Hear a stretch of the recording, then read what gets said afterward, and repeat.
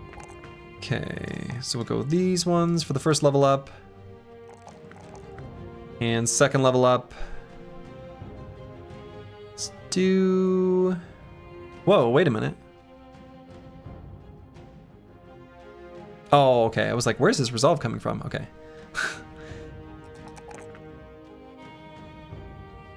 Gonna go watch MK2 back in a bit. Enjoy MK2. I don't know what that is, but I hope you enjoy it. Okay, I got a +4 in fatigue there. And... I'm gonna take the 4 resolve over the 1 melee defense. Mortal Kombat? That's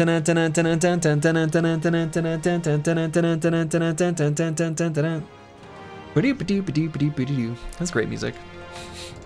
I could have stopped after the first couple notes, but you know. Anyway, all right. Setaz, our shield sergeant.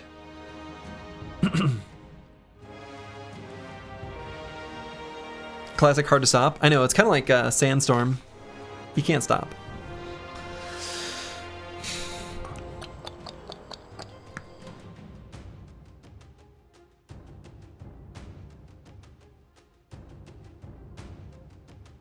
I don't know, we're not going to fight orcs for the next 1 level, are we? Probably not.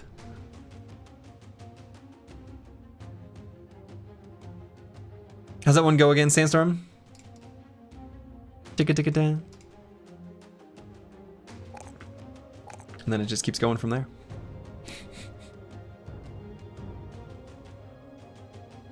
Like Can't Stop by the Chili Peppers? Yeah. Oh man. Can't touch this. A little that's old school. MC Hammer. Anyway, I'm gonna go with Between the Ribs. We'll respec him when he hits 11. We'll figure him out. Ulfadin gets a swag level. Boy. And let's pump up this resolve. Megalovania. It's a good one too. All right, let's get Nimble here on El Desire. Love seeing that level up like this. And we'll go ahead and grab melee defense. And actually what I might do...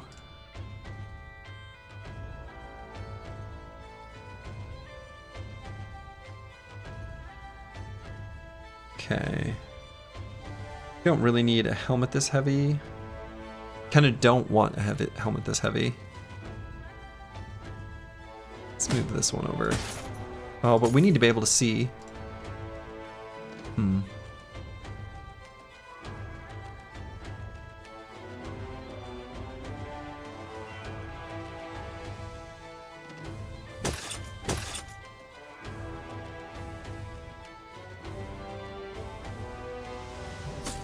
It's fine. Decided it's fine.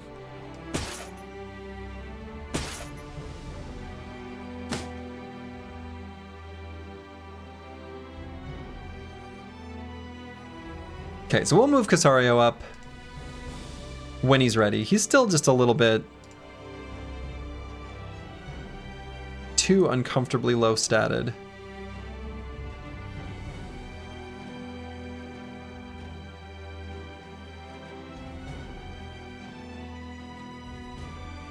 So let's level up Plaguebird.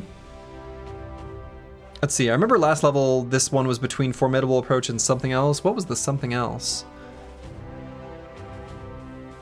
Unstoppable? Is that what I was thinking?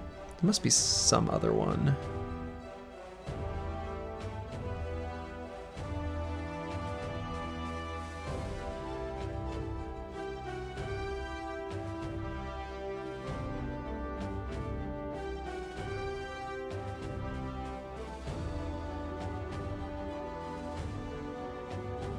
No, we'll just go Unstoppable, I guess. It's not super good, but it's okay.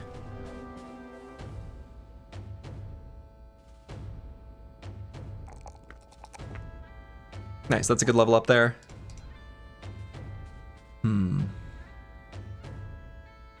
Plaguebird might get a special mission in the future. New Unstoppable feels OP with being allowed to wait. Yeah, it's pretty strong. I agree. This is going to be potentially too spooky of a fight. We may need to retreat from this. We shall see.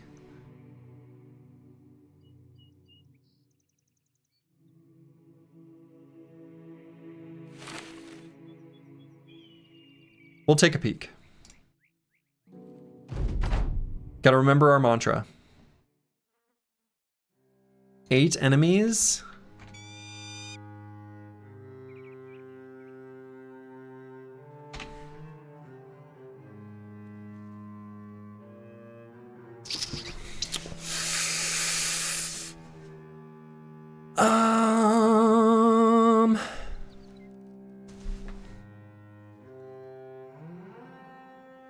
So I never did reveal the...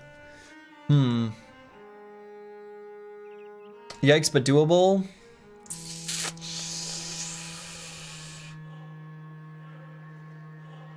Yeah.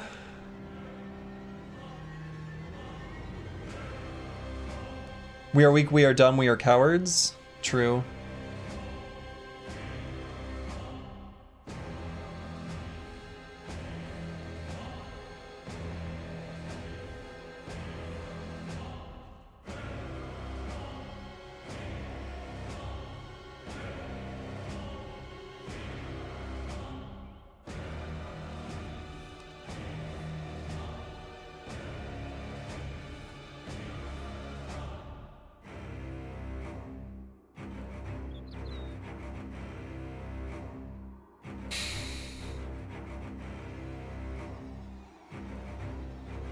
Vampires will catch you anyway. No, they'll hang back on the first round.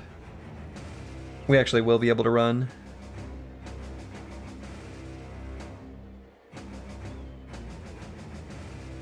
No, I think we get out of here.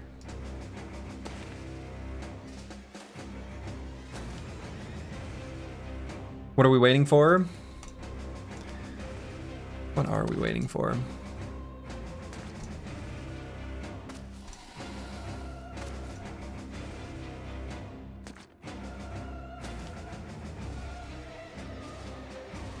Oh, because I waited on him. I think this should be okay, though.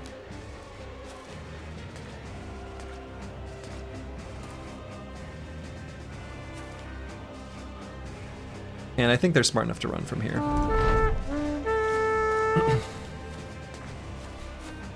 Yeah, that... I think we've got too many... Like, we just brought in some fresh boys, right? The fresh boys are not ready for... They're not ready for Necro Savants, okay? They're just not.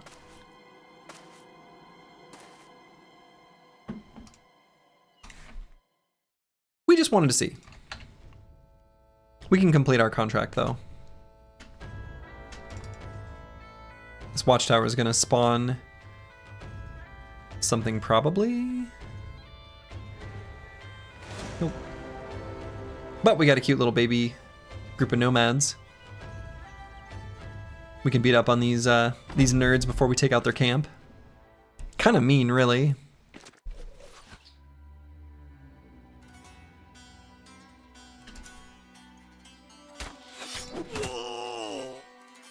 Brutal.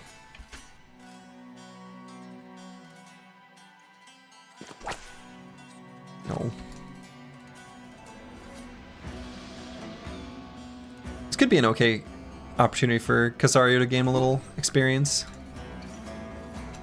So Slurgy, why are Necro Savants so bad? Like, bad as in spooky, like bad to fight, or...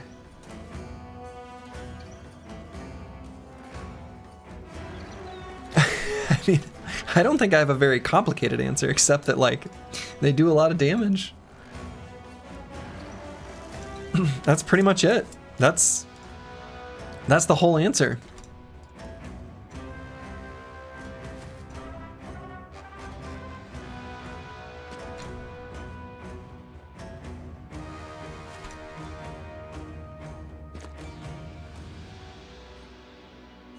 They do a lot of damage.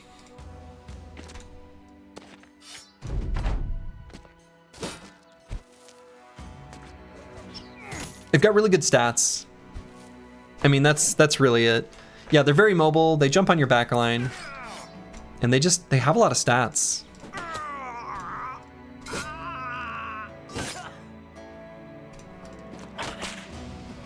For those who don't know, could you explain how they operate? Yeah, so Necro Savants are a unique enemy in that they have a ability, I believe it's called Dark Flight, I think is technically the name for it, where they swirl up into a bunch of bats, like some sort of villain in a Spider-Man comic, and they essentially teleport directly onto your backline, and they've got kind of a unique AI where they hate getting surrounded. Taunt is very effective against them for what it's worth. And they'll jump directly onto your like most vulnerable brothers on the back line. And when they attack and deal damage to hit points, they actually regenerate that as health. And they just have really high stats. They have Headhunter as well. So if they hit your head once, they're gonna hit it again to finish you off, which is pretty dangerous. Their weapon actually isn't super dangerous. It's just like a one-handed cleaver that isn't actually, honestly, all that exceptional. But the fact that they can teleport directly on your most vulnerable brothers, and often will tag team them, like if there's two, and can take them down pretty fast. Yeah, they have 9 lives. They have 9 lives. So there are some weapons that are really good against them because they have 9 lives, like 3-headed flails, where you can proc 9 lives on one of the flail hits, and then the next one still finishes them off. But Necrosavants with their mobility punish any weak points hard. Other enemies derps a bit or lacks movement to do it as well. Yeah, exactly. And also, if they lock your front line in place with the Ancient Dead, like at that previous camp, then your ability to deal with the Necrosavants that have jumped your backline is like very limited, which makes it tough. You just got back from a work trip. Looks like you made your first squad. You were gone. Hopefully you're realizing your potential. Dude, you have been an absolute menace on the battlefield. Erico, you've been given a large bag of incendiary shot and you have been crushing it. So, it's been pretty delightful.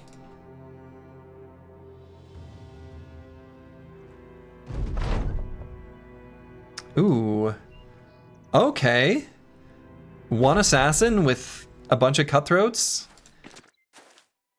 I just see a pinata of armor. How nice. In fact,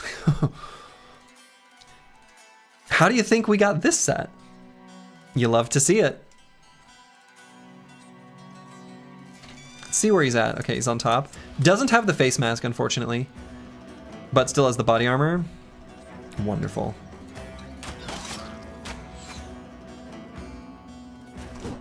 Loot pinata, loot pinata.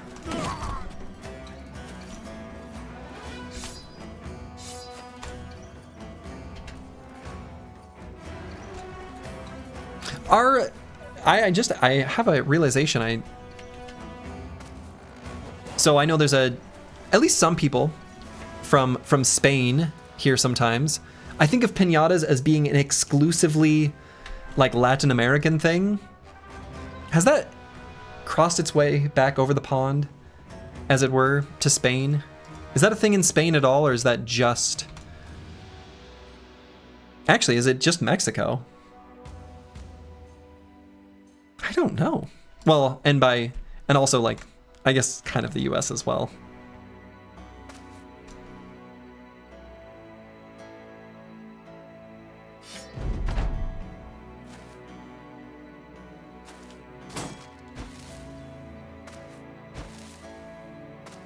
Yeah, the Chaucer, unfortunately you were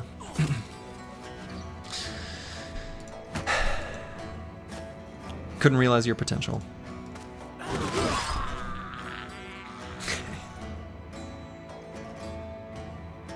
Oh, what was their starting number?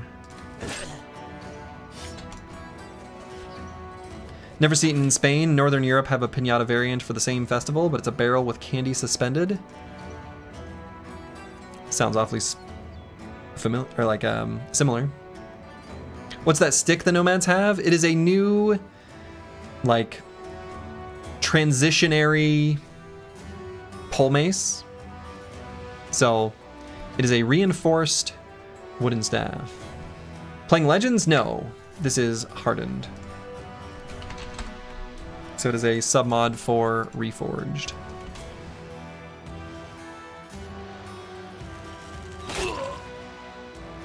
So I don't want to kill too many, right? I mean, we're still safe for a little while, but I want to make sure this assassin runs forward so we can shoink his armor.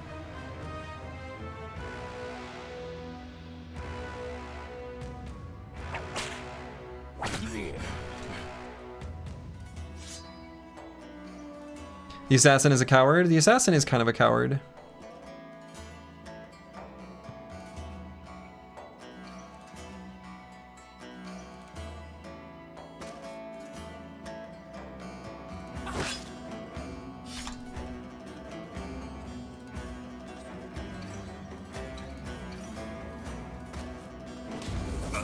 He heard you, and he did not appreciate that.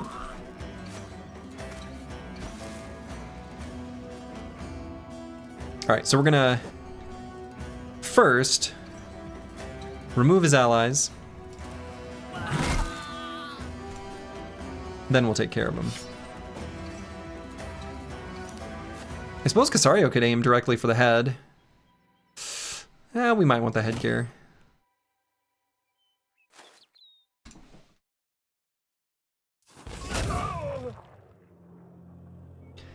Yeah, we are gonna shank him. Absolutely.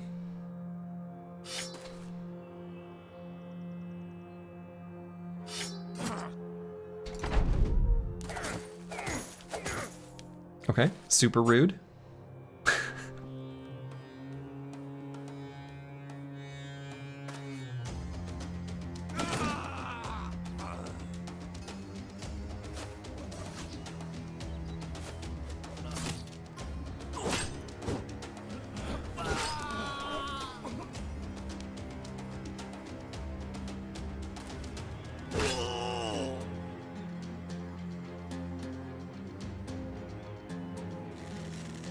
Oh, I should have moved to there first. Oh well.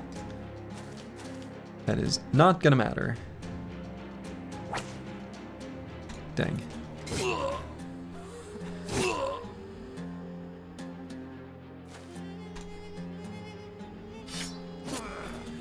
Ayy. And just like that, the coward is running away.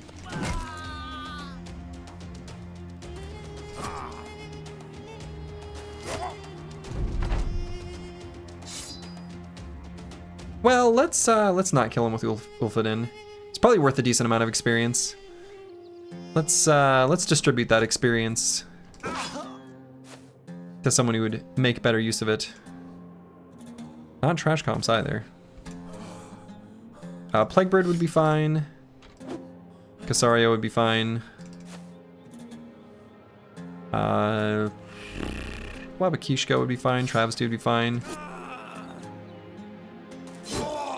Alright.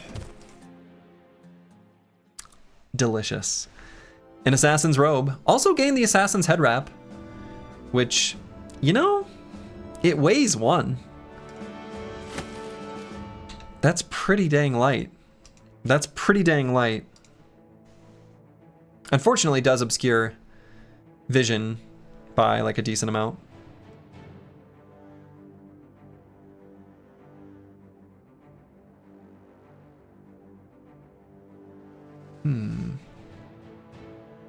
This is one of your favorite games?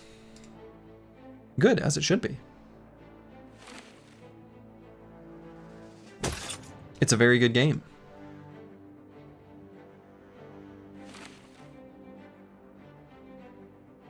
This bro doesn't really need more fatigue though.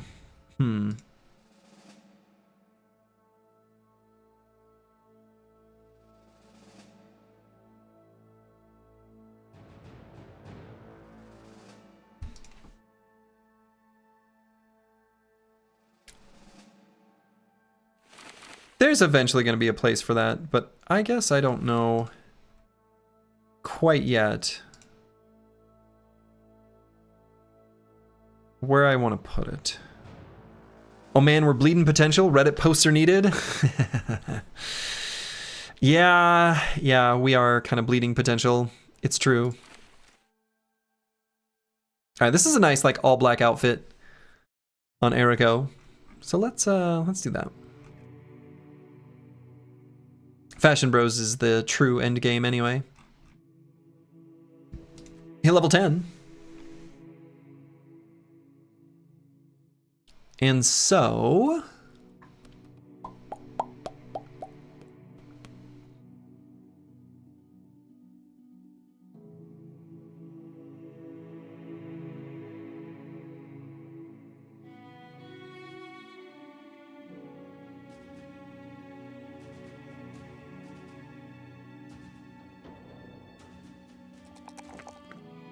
that one, and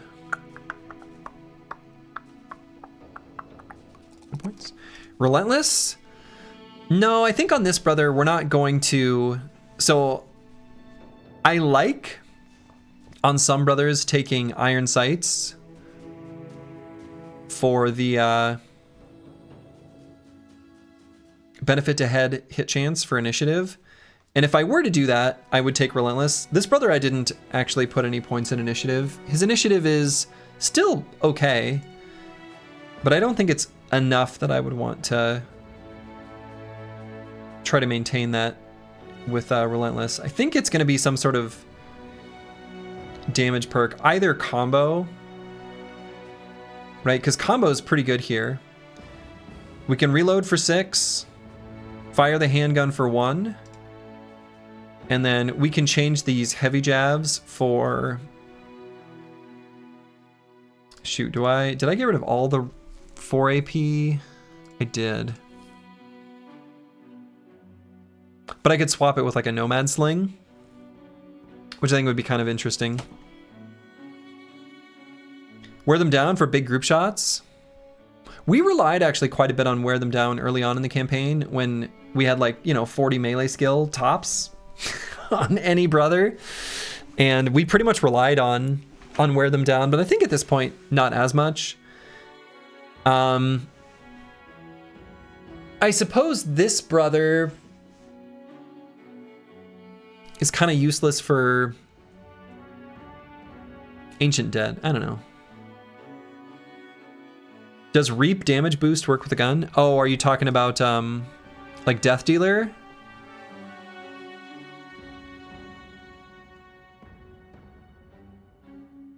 I don't know.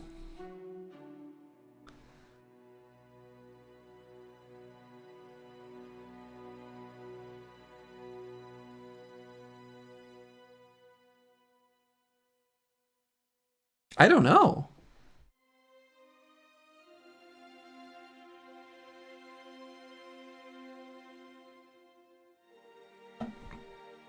Well, we're level 10. We did science on Master Maticus with offhand training. Didn't the fire gun deal full damage to Ancient Dead? No, Ancient Dead take reduced damage from fire as well. Reduced damage from fire and from piercing and ranged attacks. So no. Now, enemies within 2 tiles of you is still not a huge number.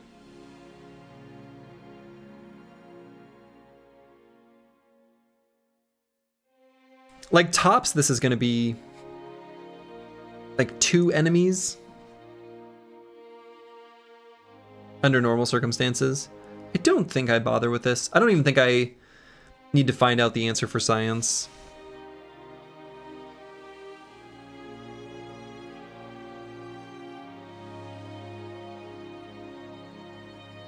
Yeah, I understand.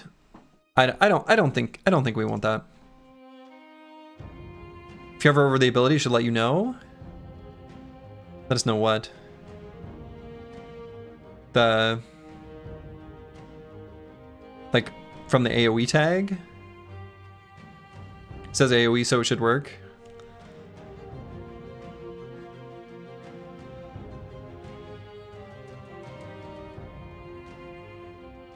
Yeah, I don't know. I don't think I want that though. Executioner? We could do Executioner. I think I'm still gonna go with combo. Give him the old 1-2. The fact that we can reload and attack on the same turn is pretty sweet. Also lets us release our Falcon. Caw-caw! A little more easily. And I'm honestly kind of okay with having a Nomad Sling instead of the bundle of heavy jabs. Sometimes it's nice to just have an attack with a little range that the handgun simply does not provide.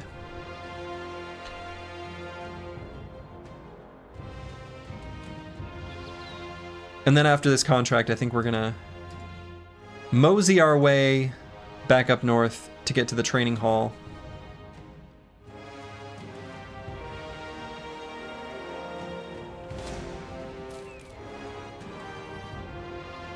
One moment.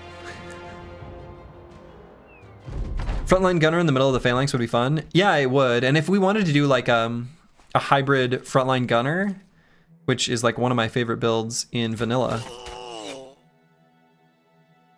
that would be pretty sweet.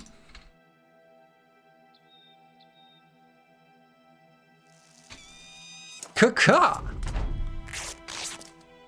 That's right, bandage up, nerds.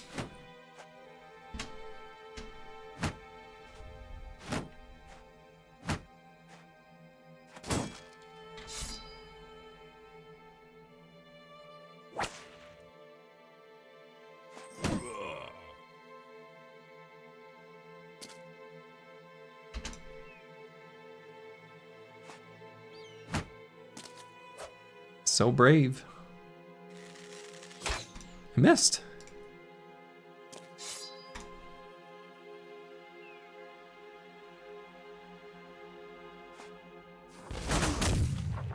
Here we go.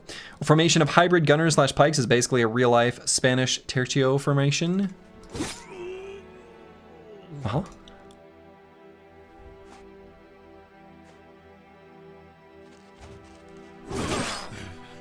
Get reaped. Then nerd used our bandage. I know. Can't believe he would do that. That's our bandage.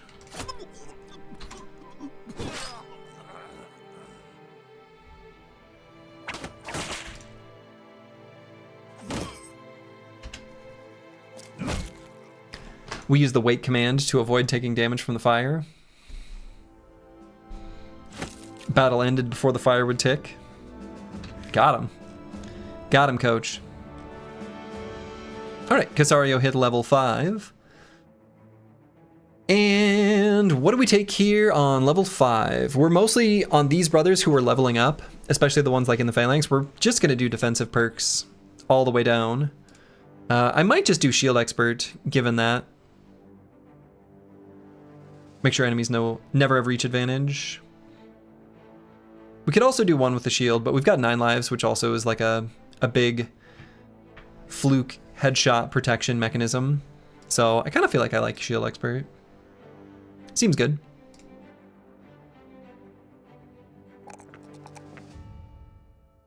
And we keep rolling pretty well in resolve.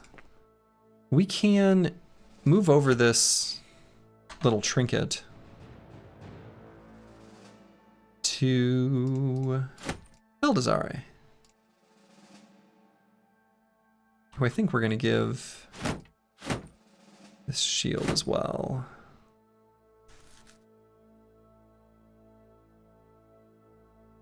Cool. So we've got some stuff to sell. 124 items from the inventory. Ooh, look at that. What do we have here?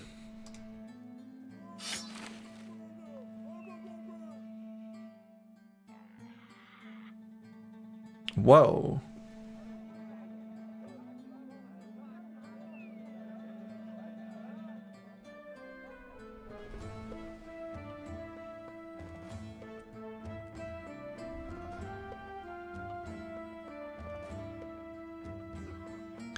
Nah, unfortunately, he would be a Phalanx God, but does not have the shield fighting style, so actually doesn't have the Phalanx perk at all. Fat Newt.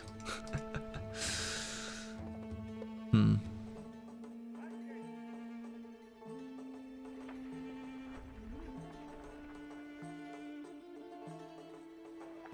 Dumb Iron Lungs refugee.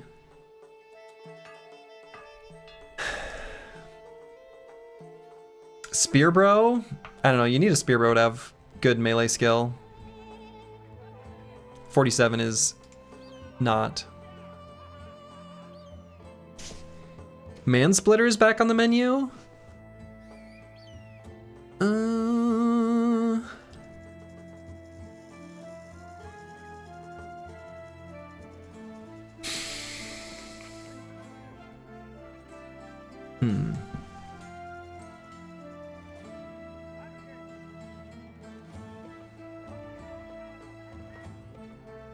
Yeah, he's a really weird bro. Parry bro, just buy the sword perk group. Yeah, we don't have parry. That's what I'm saying. That's what makes building bros so tricky in this mod, is that like we don't have access to the parry perk at all, nor do we have access to the shield perks. Refugees are actually kind of tough to build. When they only get one fighting style, you're pretty limited in your options. He did get Formidable Approach and Dynamic Duo, yeah. He's got both of those. He's got like really good defensive stats. I mean, obviously, I guess that's, you can just see that. And I'd love to be able to roll with that somehow, but like,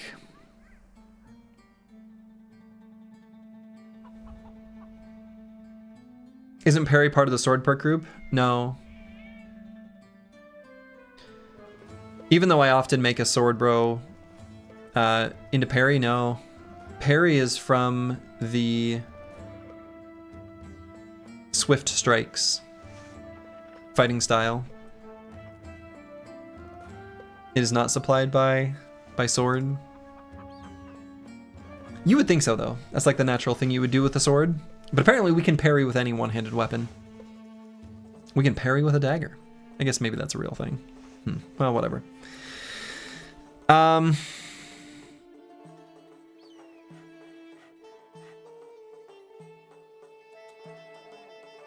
Yeah, this bro's tough. This bro's tough.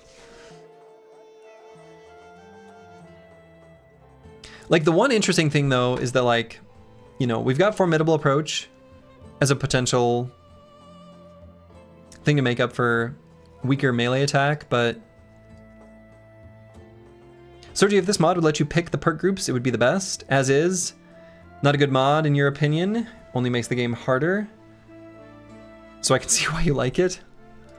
I think it makes the game quite different. I don't know, it's like a different framework. It's not necessarily harder or easier. Yeah, you can parry with a whip. I mean, I'm sure Indiana Jones could.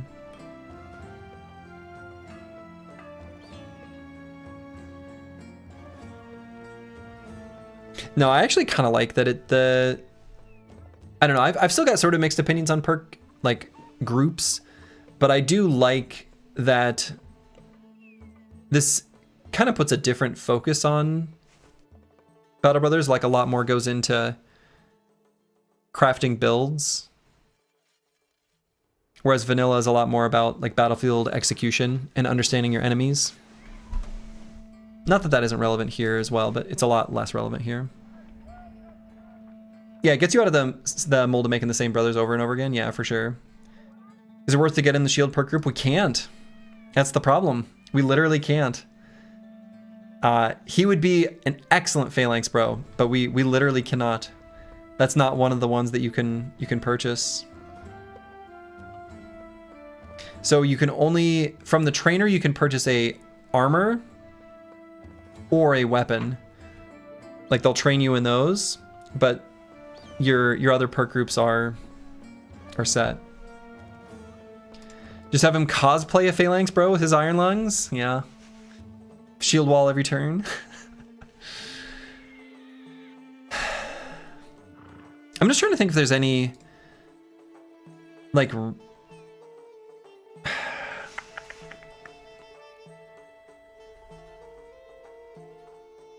so like there is one really interesting thing about this brother is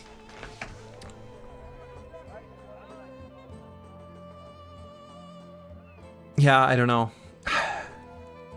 He's tough. I actually might let him go. Which, at first glance, if you were to just look at his stats, would kind of sound insane. Yeah, too bad he doesn't have parry. Yeah. But like, we really... I don't know.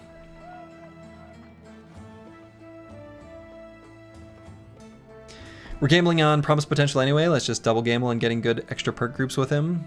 Yeah, but so we're gonna get a shared perk group, which is one of the ones from like this row. You never gain a fighting style. So you gain a shared perk group and then 2 weapons.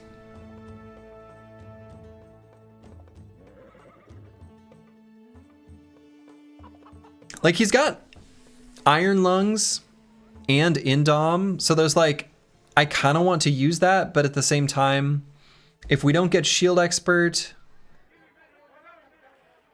that's kind of whatever. Like he's never going to actually be that good defensively, even with really high artificial stats. All you see is hope for attack roll RNG to make him a solid 2-handed bro. That's kind of all I'm seeing as well. And I kind of don't want to bother with that. Yeah, I mean, he'd be a 2-handed bro with 50 MDef, but here's the deal. He's never going to have access to like Rebuke. I just want Rebuke. Like, I don't know. Indom plus Spear perhaps? No Indom every turn, but often enough plus Shield. Yeah, but why? I mean, I understand why you're saying it, right? You're saying Spear because it gives them the reach so that enemies don't get reach advantage as easily. Though a one-handed spear still only has a reach of 5, so there are still plenty of enemies who will have reach advantage against him, just naturally. With like a pike, for example. Yeah, he can fix his melee attack with formidable approach and rotation, but then at that point, why wouldn't I just rather have someone with better melee skill? Because in that case, like I don't really care about their defensive stats that much. Like, why try to build an offensive brother out of a defensive stat line? I mean, because that's what the brother is, but then why keep him? That's the big thing. Like, he just doesn't have the... He just really doesn't have a cohesive package.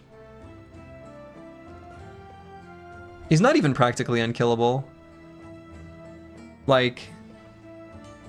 He can get up to a really high melee defense value, but if you let enemies get reach advantage over you, they're still gonna eke out like a pretty okay hit chance against you. I don't even think I keep him. Like it feels weird, but that bro is weirdly not very good.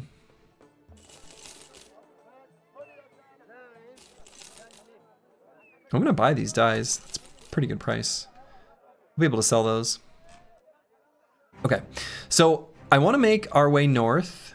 I want to make our way back up to Tonderborg.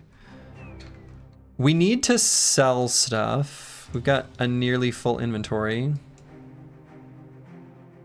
So I might head back to Seastat and then head up. I don't know.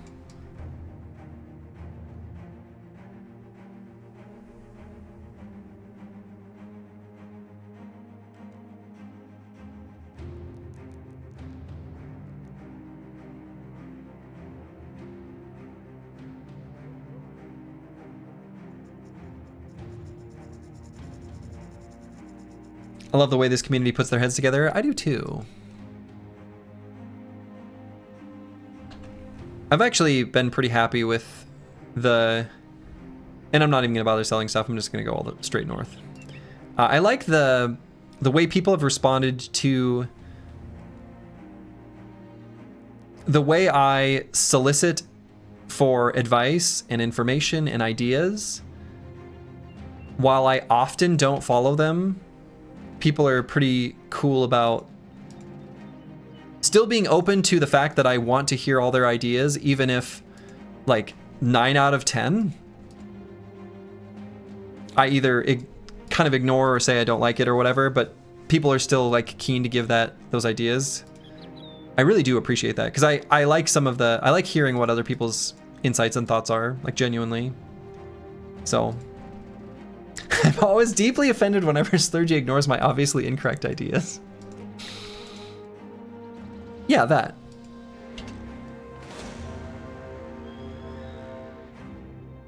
Okay. Outcast's Den. This doesn't look too bad.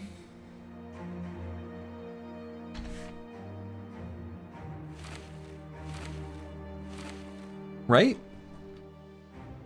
A freelancer? Yeah, so a freelancer is basically a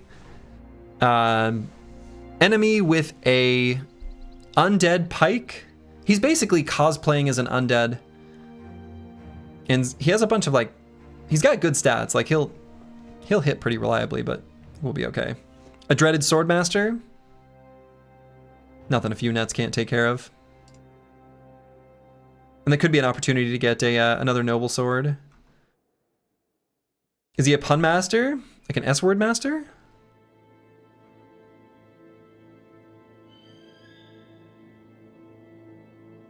Jack of all trades, master of pun.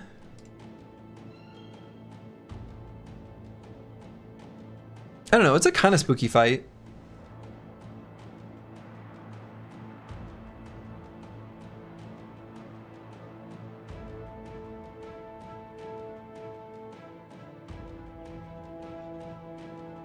They have no ranged bros. The Lancer is using a long spear. I mean, he's got an undead pike. That's pretty long. I'd call it a spear. I'm gonna fight this during the day, though. And I am gonna take it. We're like only a little dumb and a little weak and a little cowardly. We're figuring some stuff out.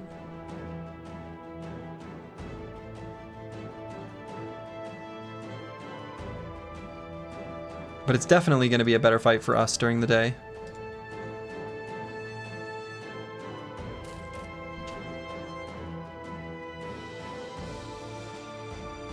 The Brigand Killers can be a good source of rondels. We're going to have to be really careful about them, though. Oh, I love these little high ground hexes up here. This is wonderful. Nets? Yeah, so we're bringing 3 nets on Master Maticus.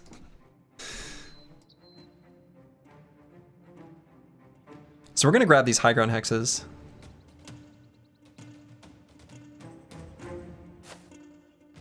Probably one of them with Broken Exile here.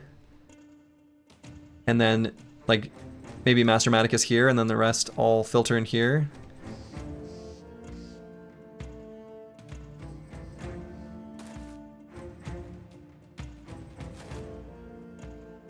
I really want to know where their Swordmaster is. I should have done my caca. Why would I not? Am I dumb?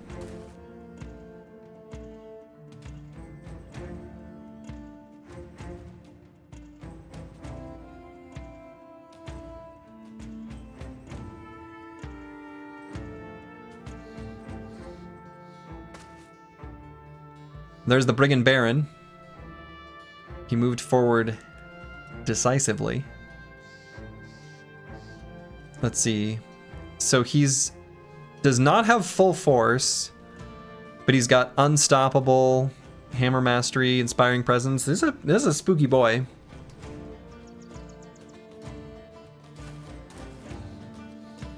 Don't forget about weak and cowardly. Well, I think we can still take this fight. I think we're okay. Oh, there's their Swordmaster. Okay, good.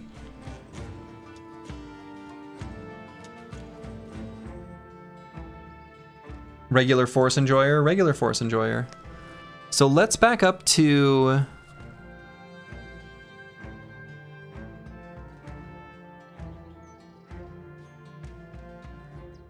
get our Phalanx boys up here.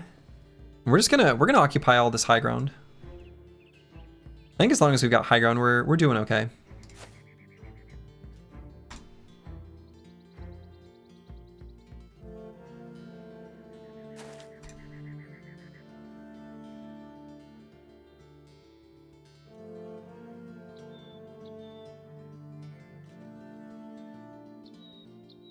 Especially if we have trash comps in the front.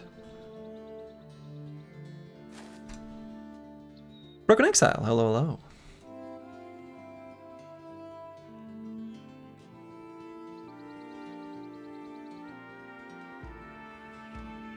I'm not entirely sure where I want everyone exactly. Like, it kind of depends on how they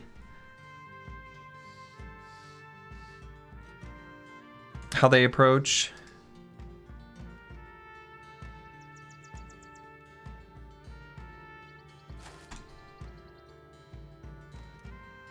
And sometimes I like to seed like one high ground hex because they so eagerly want to run up there. And then they get melee contact and then they sort of filter in all around the sides, which can be okay.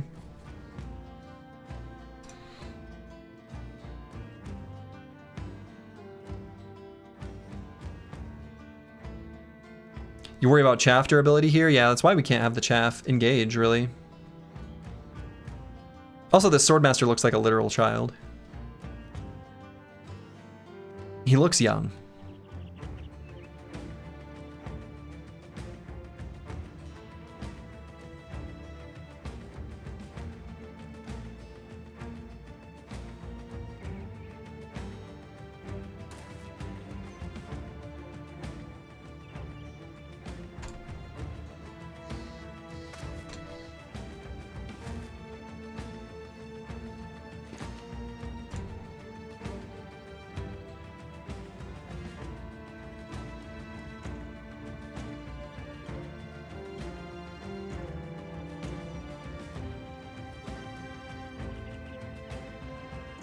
You always wonder why you're stuck with the old sword masters and brigands get to enjoy young ones with huge amounts of stamina. I know, right?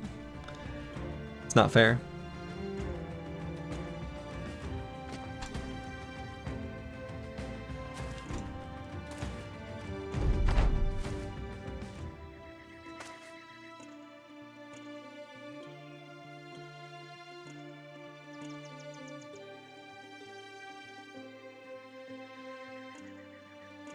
Is that a pre-DLC wolf pelt armor? It might look like it. Yeah, I don't know. I've never actually... I don't know. Maybe.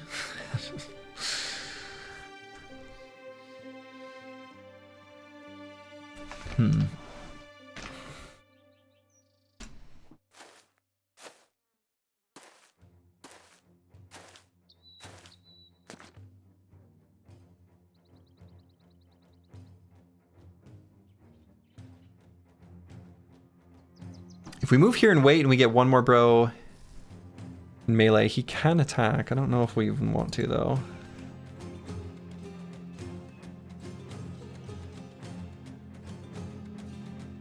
I think we want to form up on the high ground still. So...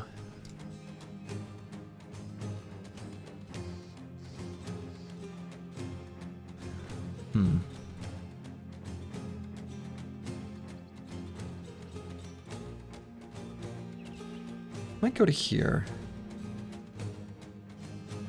Back to here with Travesty.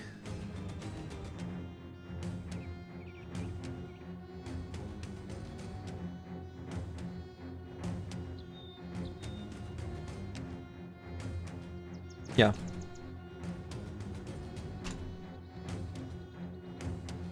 So we're gonna shoot, then move.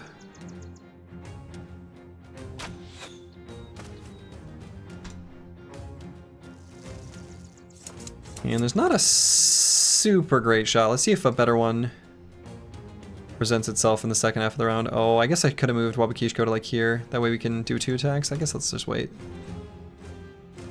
See if that's actually what we want to do. And maybe I want Eldazari back here and King Tet and Setaz up here. I don't know. They've got the Warhammer and military pick here. Maybe I actually leave Eldazari up here. He's not as defensive, but he's got...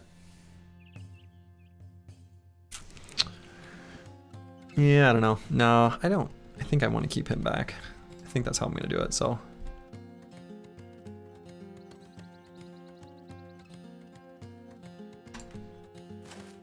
So we'll go there with this, bro.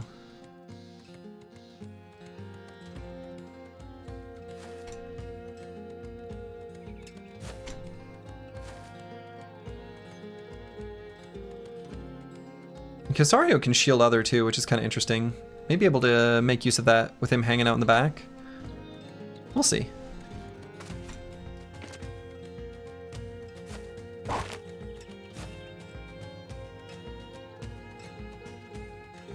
Okay. So we are faster than them. So we can actually attack this turn and then Indom and Riposte at the start of next turn. I might only attack once though and just maintain as much fatigue as possible on this bro. Because as soon as we have to recover, it's like kind of bad.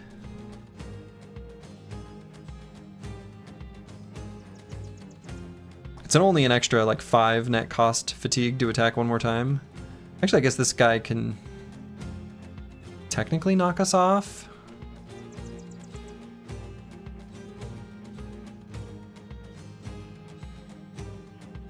He wouldn't though, right?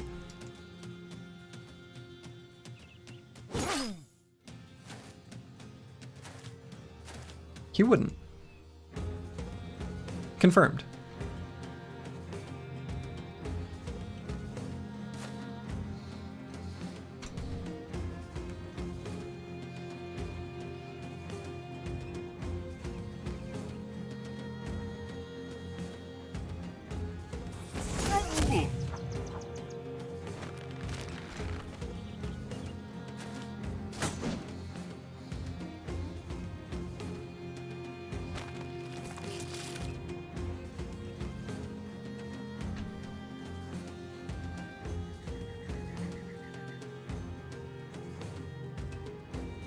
Okay, so we are faster than him. Let's just attack.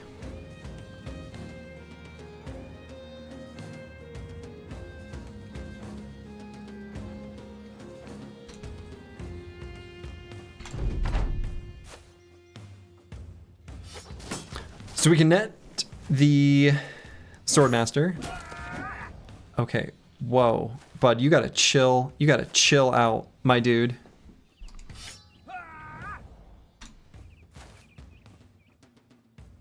So, all attacks are going to go towards this Brigand Baron. I mean... I feel like I should be able to do pretty good damage to him, and I'm not that worried about him hurting Eriko.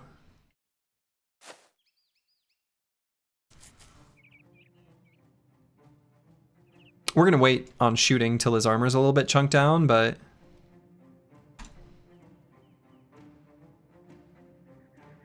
Oh yeah, and he's got Savage Strength. What about all these other high priority targets? The Brigand Leader certainly is. The other ones are a little bit less so. Remember Dumb, Weak, and Cowardly? Well, it's a little too late to be thinking about that mantra. So...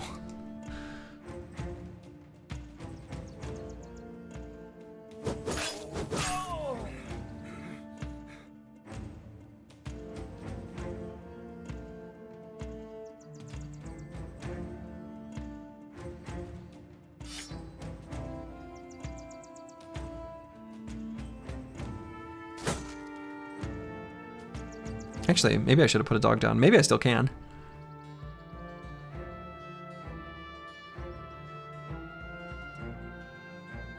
I'm going to.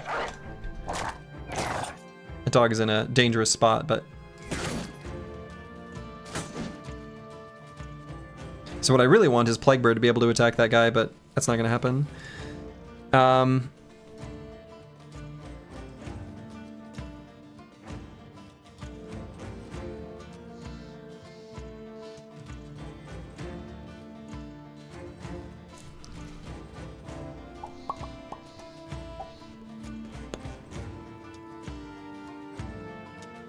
So the Swordmaster, we're just going to keep netting. I'm deciding if I want to move forward and attack this Highwayman. I like kind of want to.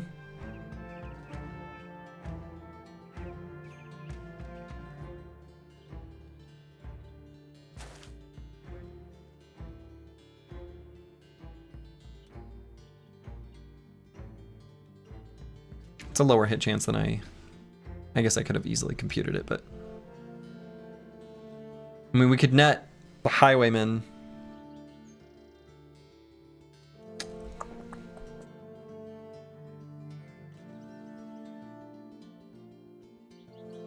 I feel like we kind of need to.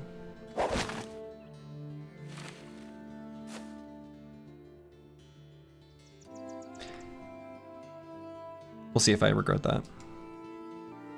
Swordmaster has an arming sword, so no lunges. Yeah, has an arming sword.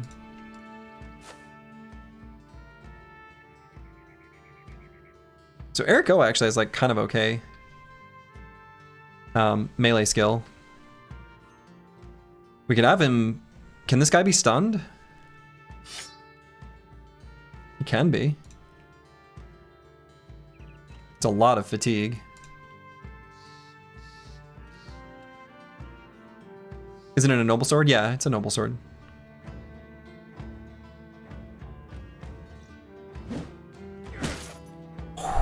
Okay, that's a very important stun.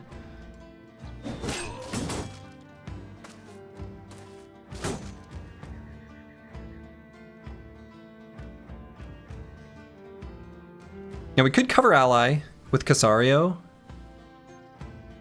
And I don't think I hate that.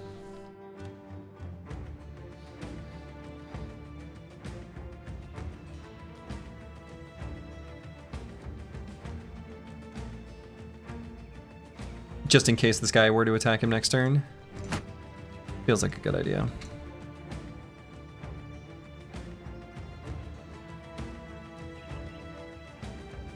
So I know I said I was waiting for this guy to get attacked a bit more. Now what's nice is the dog, the Warhound, is probably going to attack him next turn, which will give him the wear him down, which will let us finish him off next turn. So I actually wonder if I want to go for like maybe just an aim shot here, take out this Brigand Killer with a Rondell. He's like a little bit spooky for later. He's more fragile, pretty hittable.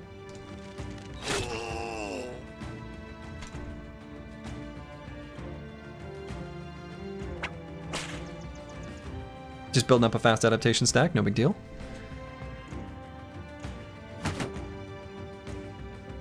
Oh.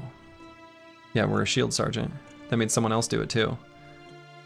And so this guy doesn't have knockback. No one else has knockback. Except for this guy, okay.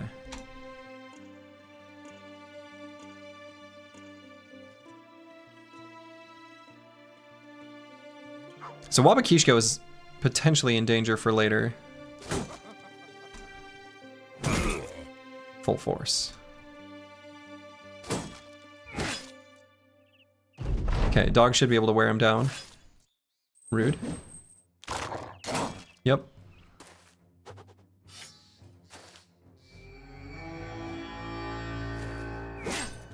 Yeah, Wabakishko is probably in quite a bit of danger, actually.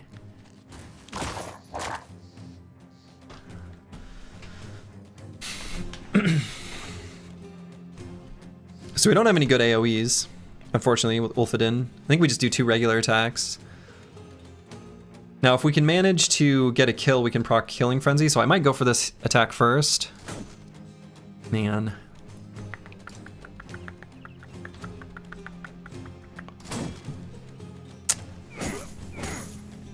Okay.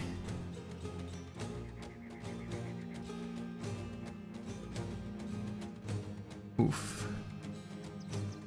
Yeah, those are really high hit chances.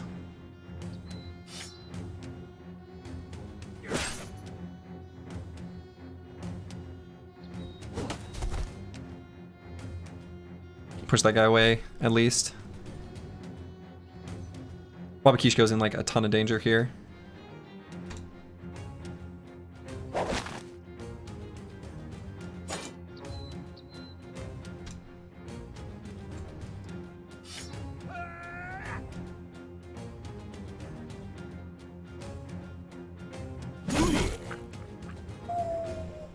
Plague Bird.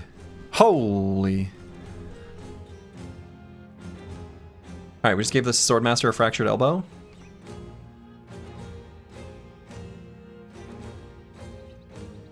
I almost want to go here and shoot at the Swordmaster with the bow.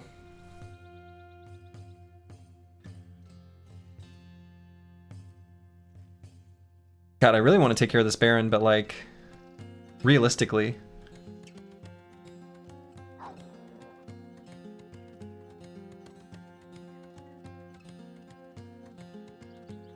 I think we gotta kill this Swordmaster.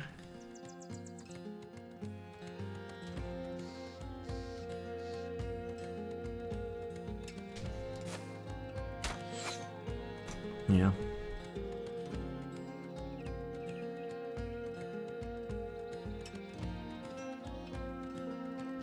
Could bring Casario down.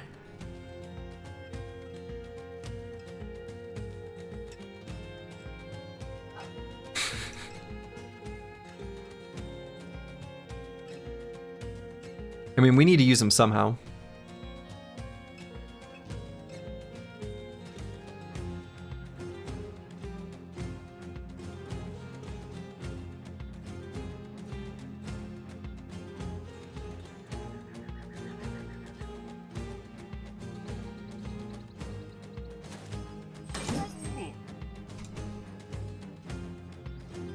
So,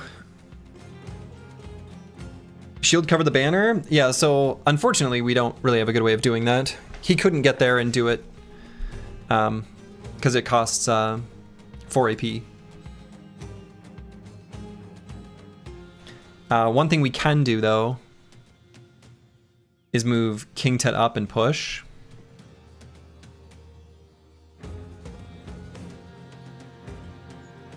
Since this guy's stunned. He already had, you know, broken away from the phalanx, so. No, I think I might just go for just regular attacks here on this guy. It's kind of not doing much, huh?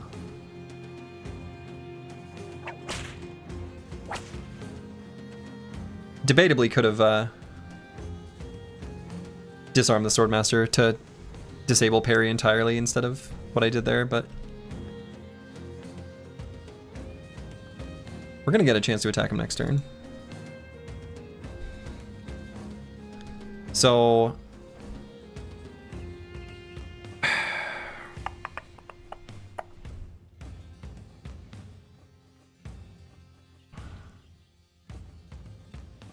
yeah, the gunner can walk out. I don't know that I want to, though.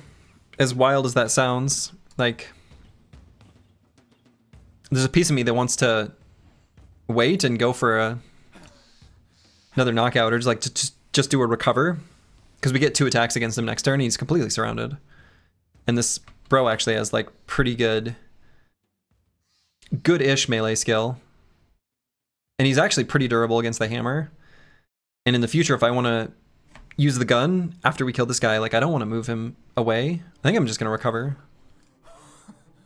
And so we're going to go here, and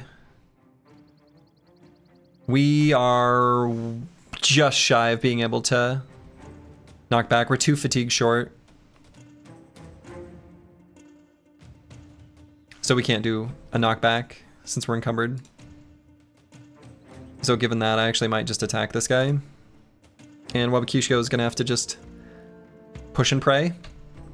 He'll be higher in the initiative order, so we'll at least get the opportunity to push.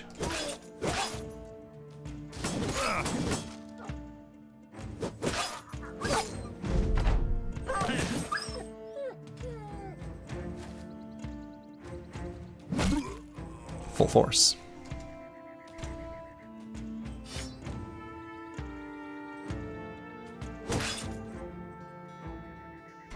Big hit there by Trash Comps. So we've got a good AoE here. I mean, I kind of feel like I've got to take the AoE, even though I really want to hit that Brigand Baron. The overall damage here is just too good.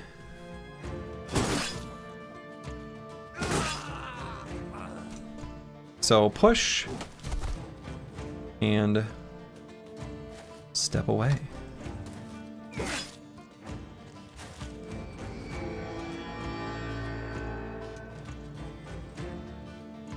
So Ulfheden is in a little bit of danger here, actually. So we're gonna need to get him moved.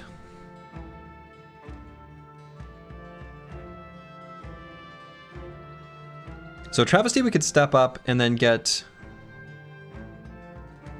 up on the high ground and also be entrenched.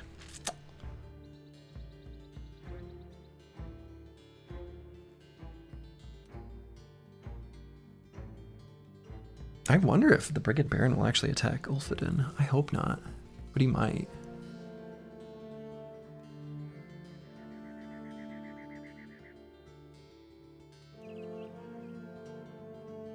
Yeah, I might go here and then just do a quick shot.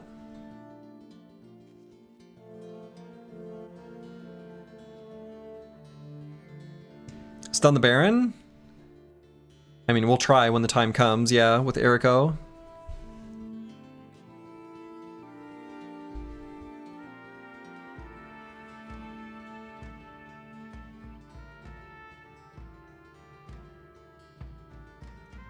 Now let's step up here.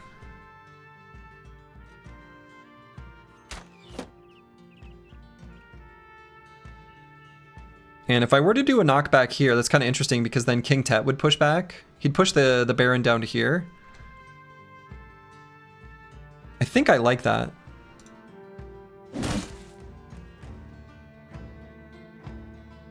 And then if I do cover ally, he might cover Ulfheden too. He'll cover someone randomly. And I guess whoever he covers, I guess that's probably fine. So what happened there?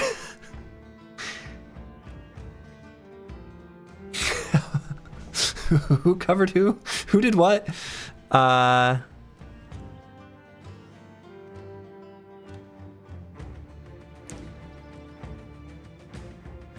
What? So we're covering this guy. Read the log? Oh, I suppose. Oh, yeah. Sure. So Setaz uses cover ally on trash comms. All right. Covers trash comms. Casario, who's down here. Red's covered a plague bird. Okay, right, because he has to. And trash comps.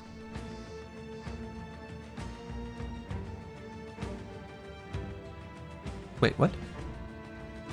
Oh no. Provides cover to. Says no, don't do that. That's the opposite of what you want. They're covering each other.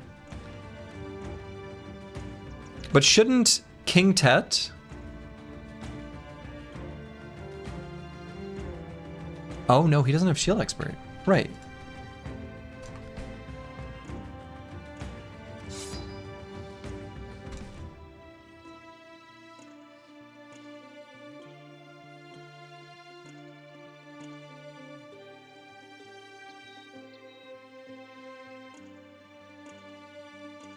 All right, I'm gonna bring Casario up to help deal with what's going on up here.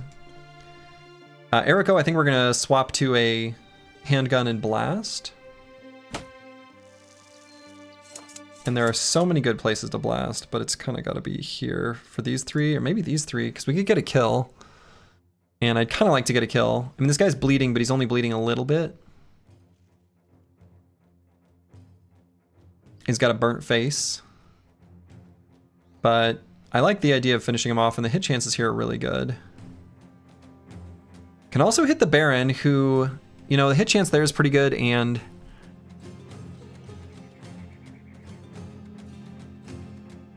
no, I'm gonna go here. We still have 2 AP. Do I do anything with it? No? Good talk. And Master Maticus, we're gonna move forward and pull out a net for the future.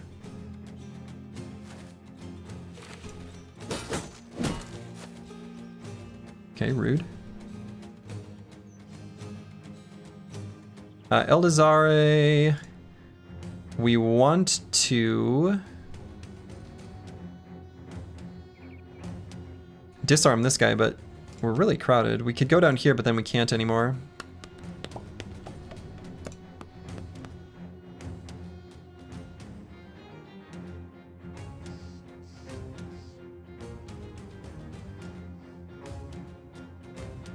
Could go here.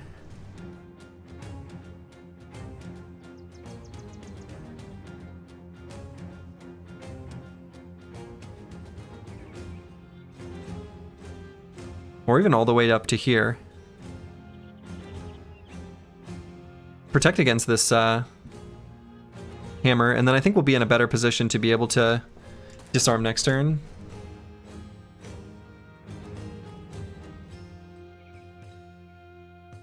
So let's bring King Tet back up on this high ground. Might just get pushed down immediately.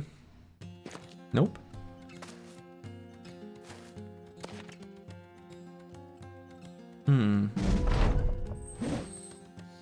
Okay, I don't like them going for Ulfodin there. Full force. Yeah, so Ulfodin's gonna need to rotate out.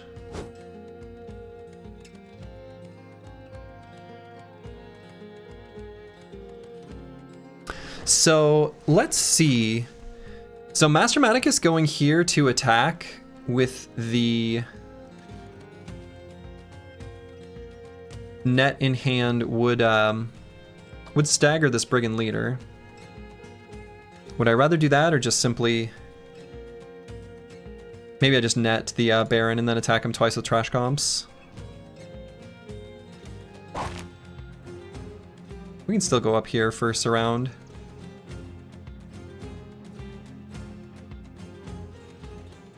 He might round swing. I guess we're fine with him doing a round swing though.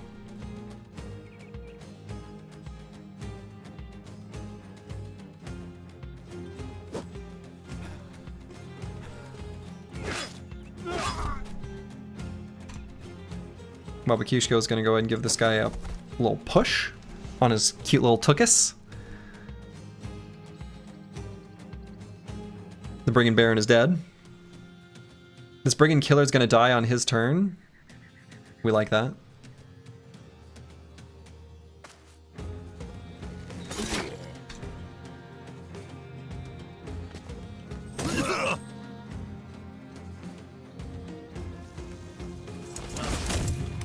It's a lot of fire. So if we do a Reap, we are unable to rotate. And if I were to rotate, I would go here.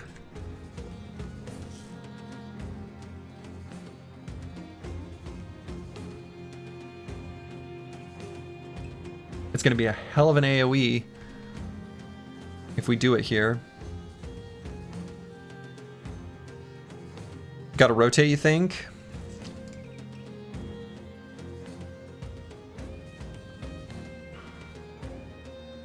Yeah, I think you're right.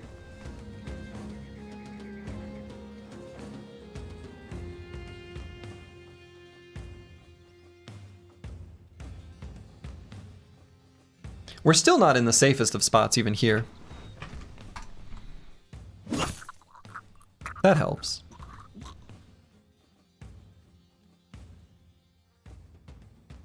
And do we need to move? I might just leave him here.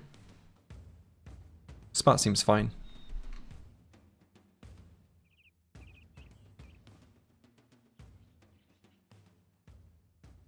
Yeah. So let's go for a disarm.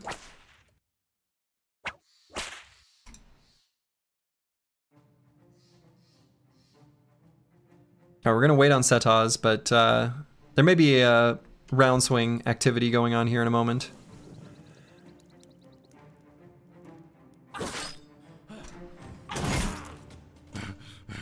Did not yet proc 9.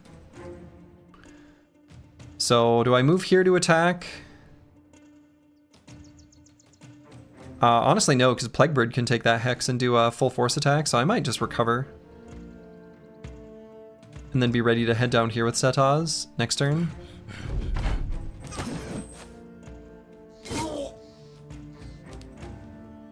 Okay, that's all still fine.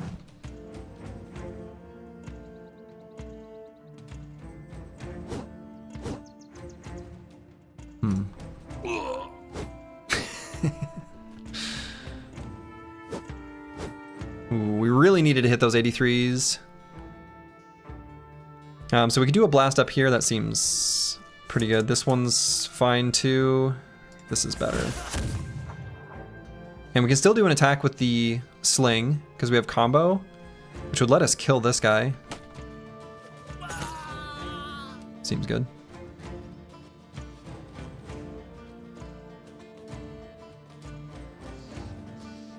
Wabakishko actually can't move forward in attack because of this freelancer.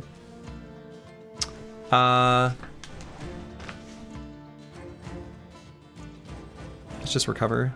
So if we reap, we cannot step back. But we can attack and then step back. Can we attack twice and step back? No.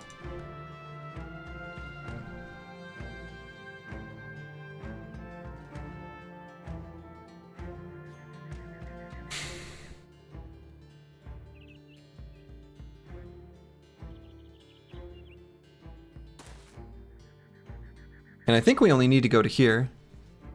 Don't think we need to step back further. I don't think they have any lines that makes that work.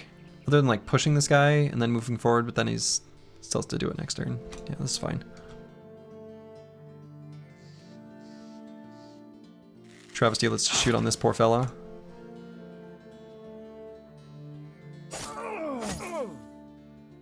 Big hits there.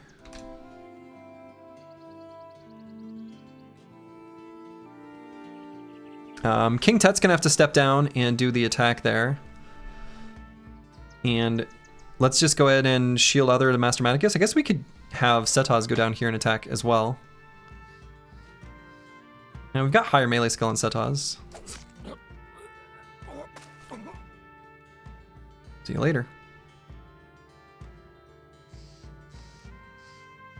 Casario will bring up to here. King Tut will surround, I guess, the pole flail.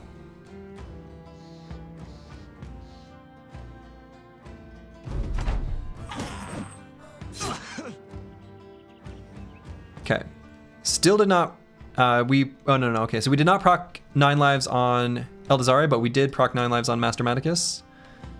Fine by me. Well played, Bloss. Well played. Yeah, that was quite the fight.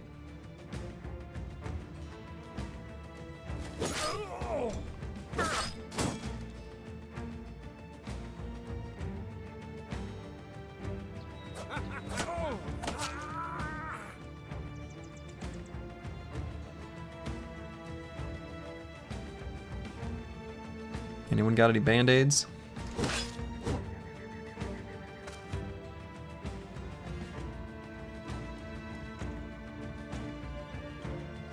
Those hits on the Swordmaster saved this fight. If that Swordmaster stayed alive a couple rounds, I don't know. Yeah, Swordmaster was a spooky boy, wasn't he?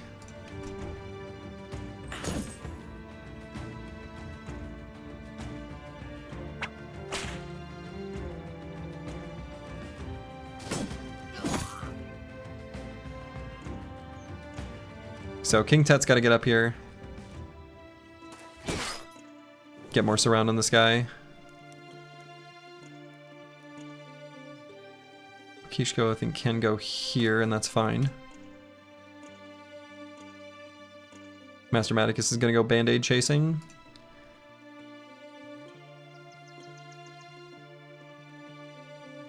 You know what? He'll just sit out. That's fine.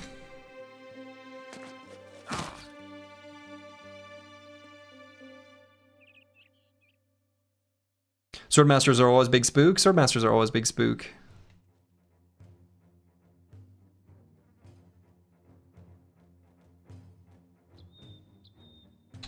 Wow, is initiative still 45? So high. He can't one-tap Travesty, right? Even if he hits him in the head? Yeah, no. Whatever.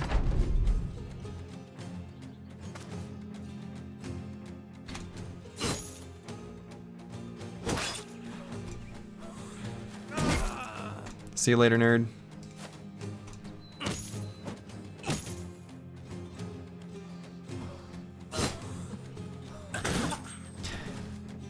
So that fight could have gone badly. So, shouldn't have done it. But here we are, the victors.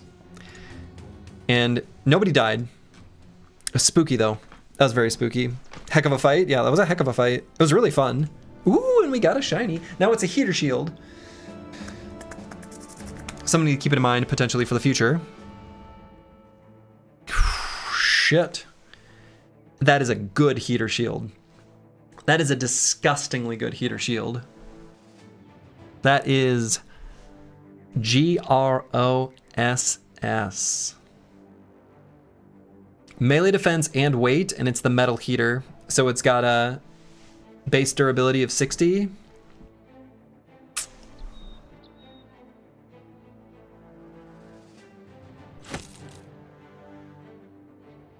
Okay. Flintstone's bandages are bust?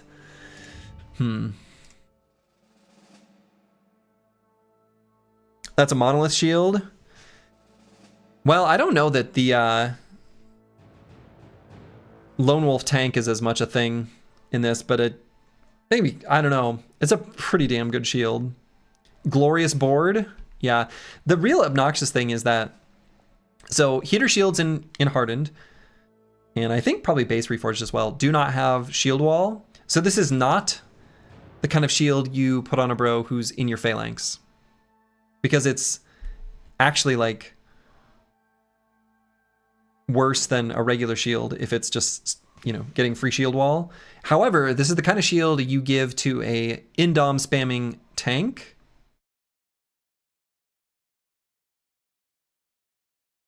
Yeah. So we don't have a bro like that at the moment, but we could in the future. We easily could.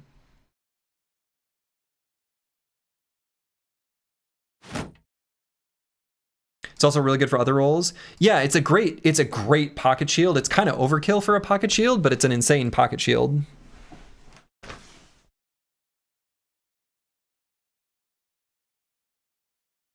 There's the one with the shield build. There sure is. So the build that Rufin is talking about is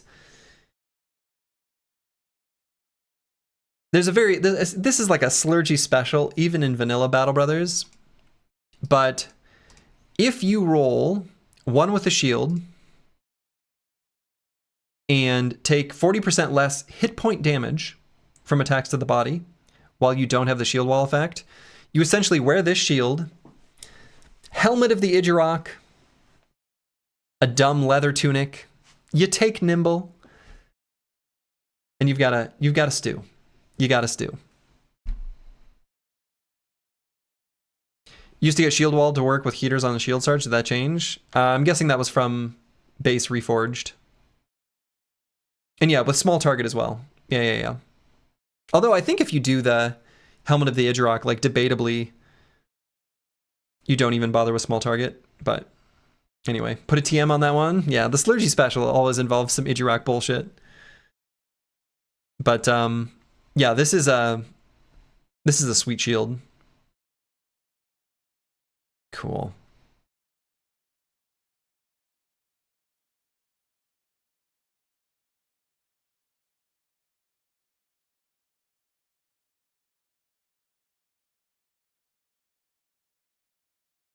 And I see a couple people mentioning the shield sergeant thing. I don't think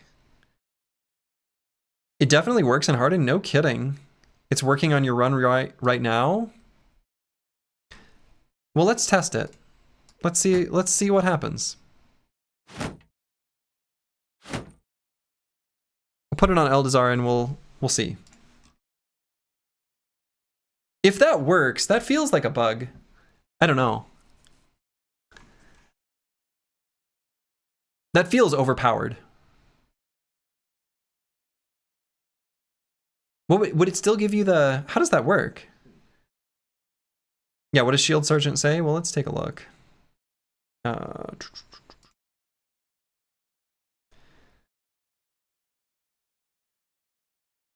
Members of your company with a shield will gain the shield wall effect for free at the start of each battle.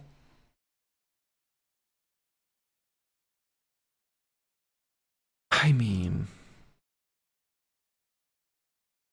You can re-up it by getting the shield charge to shield wall. No, that one shouldn't work either. I mean, the way it's written, you should start with it, but you should not be able to reapply it.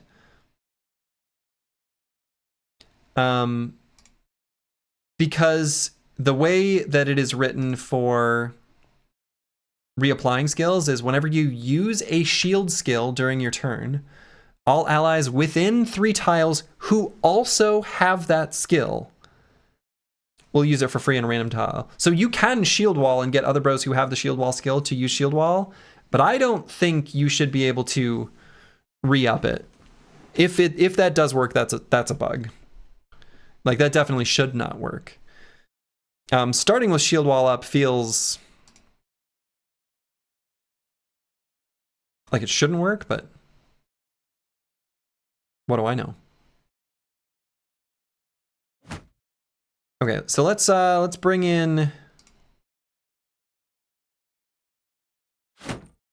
Susage. Congratulations. You get, if that works, that'll be fine. He can go into battle like this.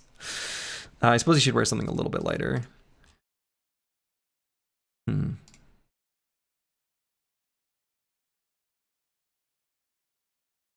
mean, we can't go into any fights for a while anyway. We're really hurt.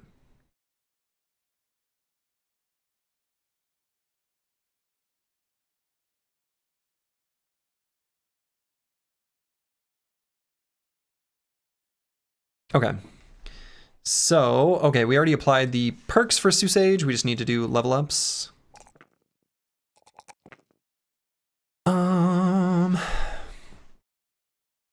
Boy, we need...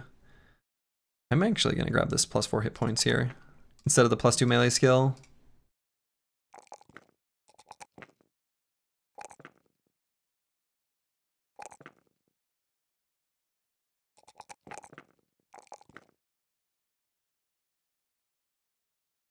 Yeah, good enough. Your whole company in your latest run has shields and phalanx. Throwers in the back, almost all heater shields. Very strong incentive / puzzle every fight to keep them all raised. Pretty fun, honestly. Wild. Huh. When you proc non-lives, do you get a permanent injury? No. If you did, it would be a terrible perk. Seems kind of broken. That's +50 MDef on all bros. That does seem kind of broken. Like, I feel like... I don't know, weird. Like... Why would you not just use heater shields? I mean, I guess you can have it get canceled and then maybe that's a bit of a liability.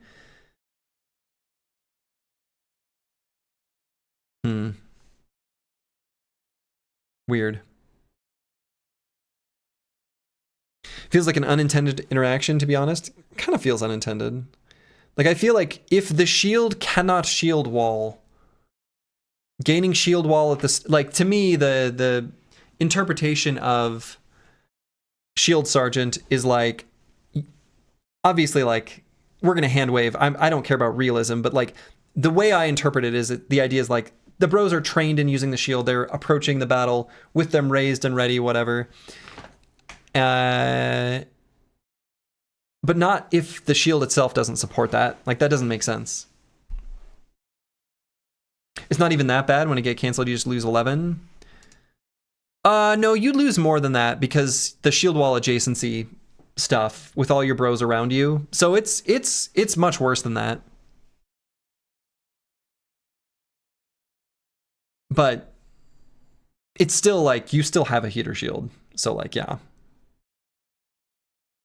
Shield expert or backstabber on King Tet?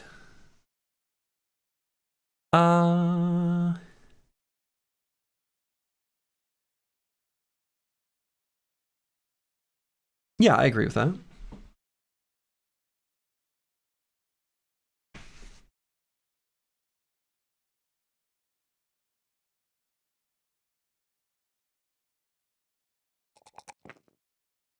And we'll see what ends up happening when this bro hits level 11.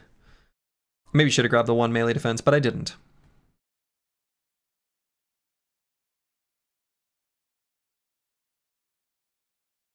And I realize I put OK Phalanx Hammer in his title, but, you know, sometimes you don't follow the title. Let's go with...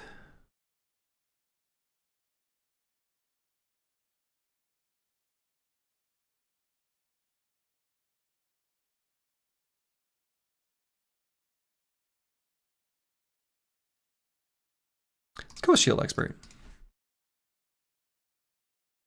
Okay, so we're not going to get into any fights here for a little while. If there's a super easy one that we see along the way... Yeah, Wabakishko, you can have a few crowns. If we see a super easy one on the way, we might do it, but like we're gonna skip over an unknown fight, like an unscoutable location. I don't think we do. Backstabber in full force. Well, we'll see. I put OK Phalanx Hammer. I'm just gonna say OK Phalanx.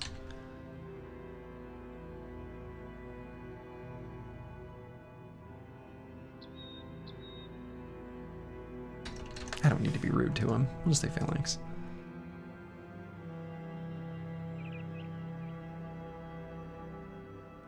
So yeah, let's make our way up to Tonderborg. I'm not gonna do an unscouted location. We could bring in like replacements or whatever, but not having Ulfadin, I don't want to go into the fight with 38 hit points. It's a little bit low. We'd replace his armor, of course, but like,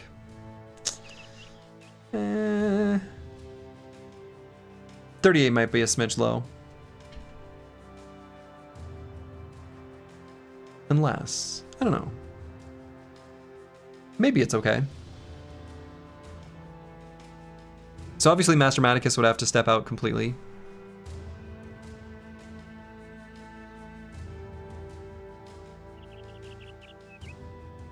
So you got some banners on Discord? Okay, I will take a look at them later.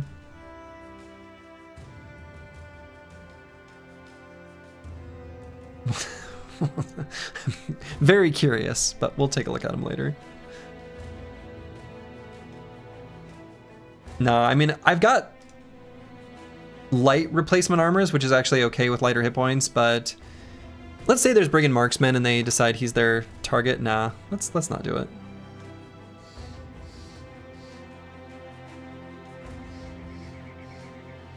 And let's make sure we step around this Coven for Hemivores with a Necro Savant Lord. That's a nope.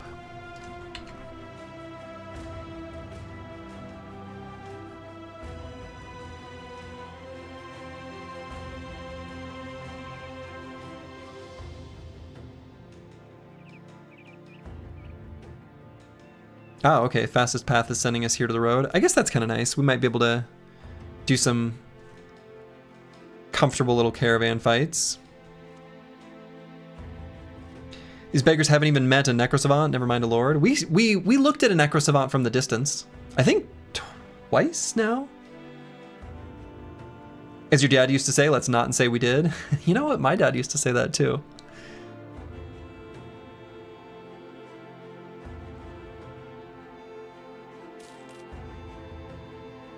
Empty road though. All right, this is a cozy little supply caravan. I think that's fine. We can do this one.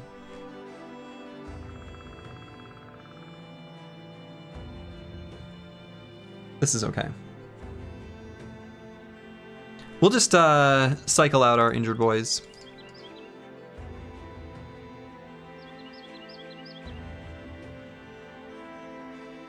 Your old man just said, let's just not tell your mother. Ah, that's another classic. It's another classic.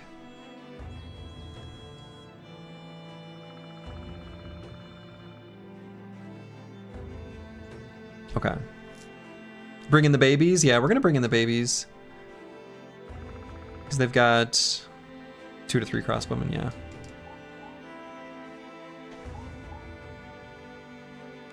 So this should be okay. This is an okay fight for babies. A few babies, not too many babies. All right. Brewski is gonna be a Swordlands boy.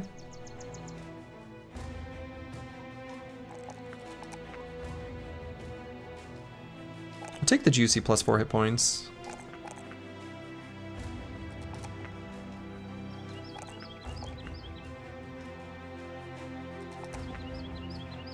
Okay. Oh, and we should make sure we just grab Promise Potential on everyone, so I don't somehow accidentally forget it. Okay. And we're gonna go with Long Reach, and might circle back for Colossus, and then Polar Mastery next. Love to see it on all these fatigue rolls, yeah. Yes. I mean, I think since we've got the 1 talent star in melee skill and fatigue, we're gonna be taking fatigue and melee skill, I think literally every single level up. And then we're gonna patch hit points, resolve, and melee defense as we see them. Whichever one kind of rolls highest. I think I'm kind of okay with, as long as it doesn't get too out of balance, I'm pretty happy to just take kind of whatever's the high roll.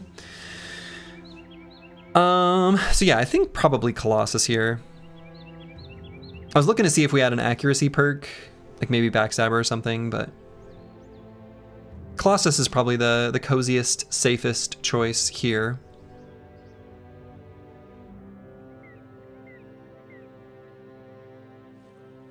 Yeah.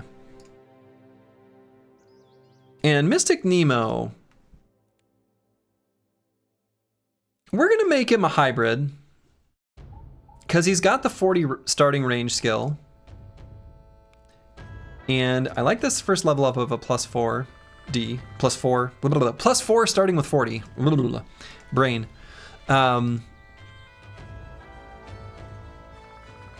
Yeah.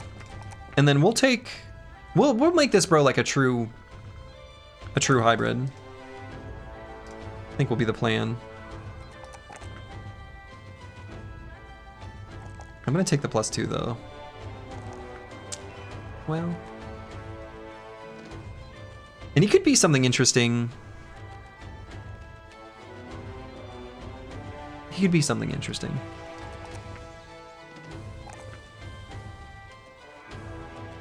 Maybe we don't take all the +2s.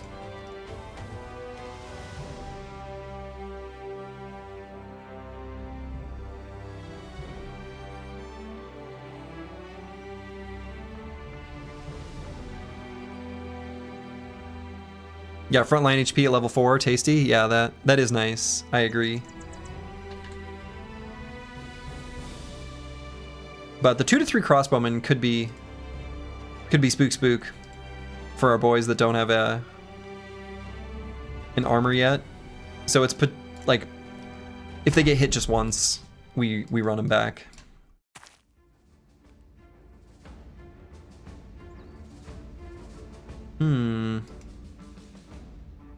Boy, that is an obnoxiously good spot for that crossbowman. I don't like that.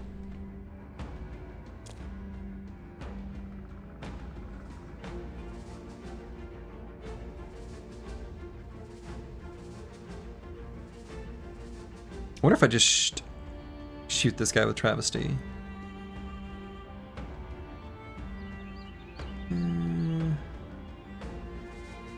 Let's let the rest of them move forward.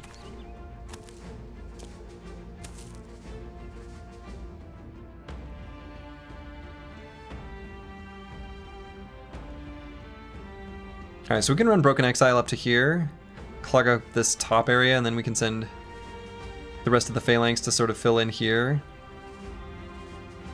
And we'll have Setaz spill out the bottom.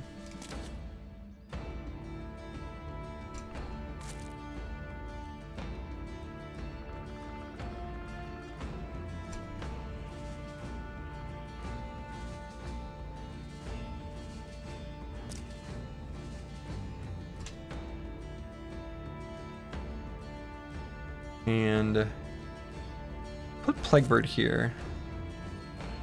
And then when this guy moves forward next turn, he can step up and then get Formidable Approach and give him a piece of his mind. But mostly his hammer.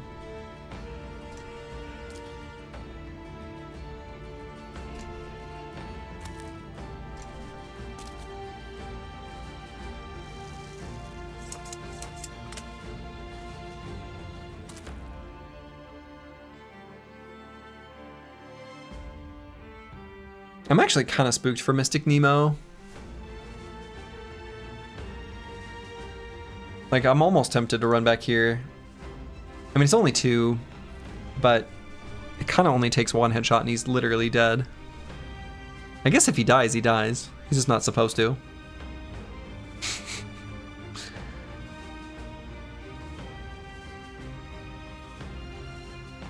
If he goes here, this crossbowman can't shoot him. Oh, and I guess this one can't either. 3 out of 10, rough, yeah. So I guess we can go to this hex.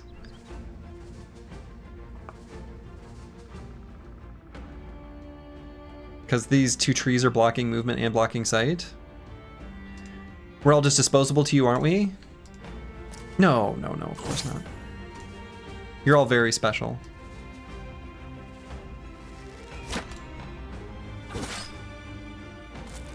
While you serve your purpose.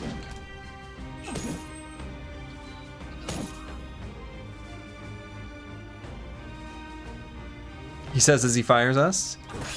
Not fired, let go. Totally different.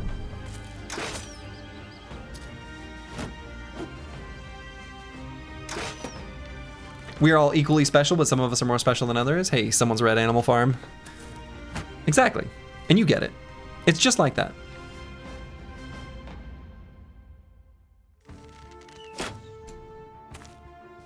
All right, let's get that formidable approach and full force.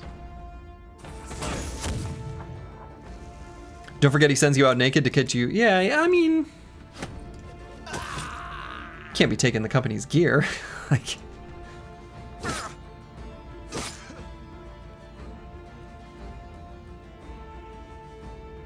wait a minute. Hold up. We did not start. Is our shield sergeant here? Yeah. No. Did we? Hold on.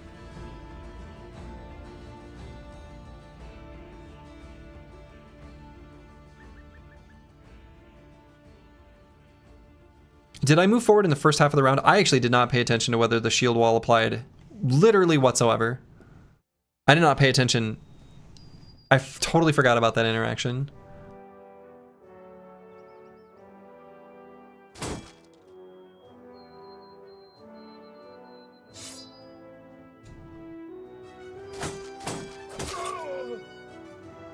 Yeah, I think I did move in the first half. I think you're right, Brewski. I think I did. Boy, do I step in the fire? It doesn't seem right. Yeah, I just didn't look. It's just that simple. Just that shrimple.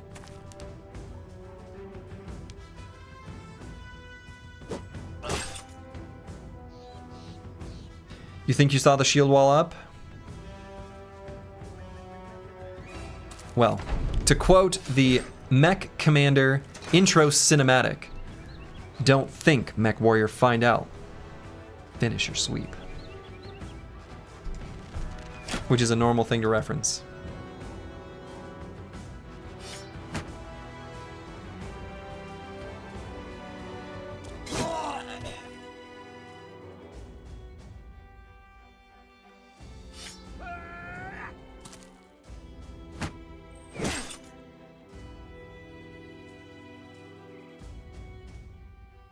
Uh-oh. That text message says, baking brother is overflowing. I just fed him, my sourdough starter.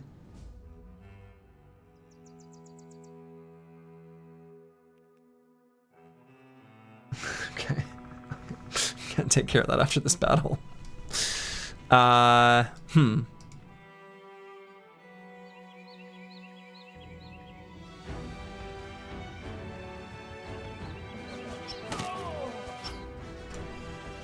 So I fed my sourdough starter because I made my sourdough pizza, and I was a little...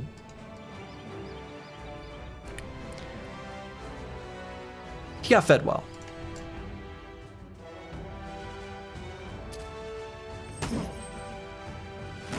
Heavy pour? Yeah, basically. Will you share some of the pizza with chat? Sure. If If you mean pictures, I can supply pictures of pizza. Does that do anything for you? Or is that worthless?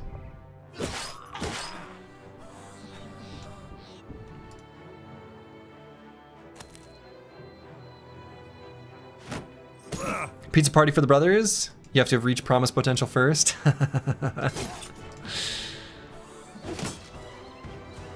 It's like an elementary school incentive. But hey, if that gets children to read books, a personal pan pizza,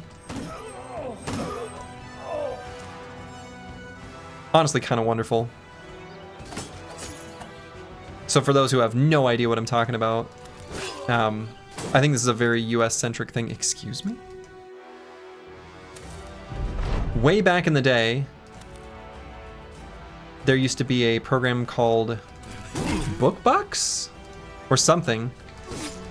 Anyway, where Pizza Hut, yes, that Pizza Hut, the chain, partnered with schools, and if you provided like proof that you read a certain number of books, then you would get like a coupon for a free personal pan pizza. It worked on me, man. I read a lot of books. And I tried to optimize for it. So I picked like the smallest, quickest books that still counted on the list. And I did read them because, you know, you gotta follow the rules. But I min-maxed my personal pan pizza as a child, which is a normal thing. And anyway, that's why I ended up as a normal adult. Okay, I gotta go deal with an overflowing sourdough starter. I'll be back in just a moment. Okay, I'm back. Baking brother has been taken care of. He was a little overfed, and the house is like much warmer than normal. Oh, okay, I guess we get. All right. No gamble's gonna happen, obviously. Great.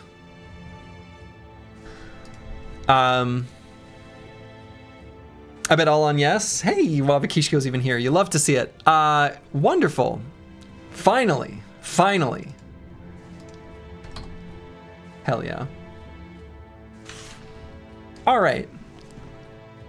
Wonderful.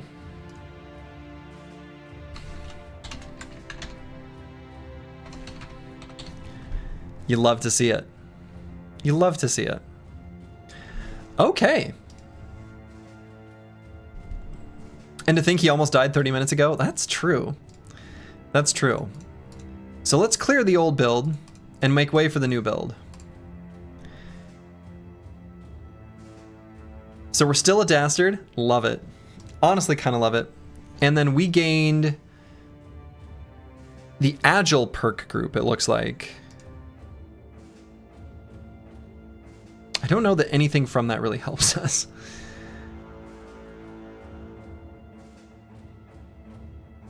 Very decent melee attack banner. We still have a level up to apply as well, so something to keep in mind. So what I might do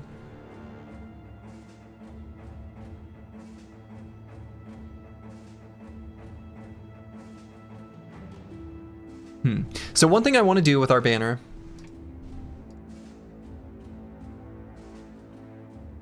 cool. He even has ranged perks and small target to be a headshot monster. He could do that, yes. He could do that. What I would like to do, the way to get the most resolve out of your banner late game in this mod is to have the well, let's see, do we have someone with here, the bulwark perk. Gain 5% of your current combined head and body armor condition as resolve. So to do a little like back of the napkin math, let's say we've got 300 body armor, 300 head armor. That's a standard amount. Totals up to 600.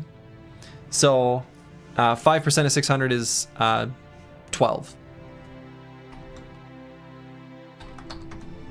No, 5% of 600 is 30. Good Lord. I said that number and I'm like, that's not even close to correct. And I don't know how to fix it. I did some weird stuff with the number. I multiplied 600 by 2 and then I divided it by 100. I'm sorry. My brain malfunctioned. It's 30. It's 30. Yeah, it's 30. Okay. My God. Okay. My brain malfunctioned, but it's 30. Right? So that's 30 resolve, which is, of course, more than Fortified Mind is going to ever provide us.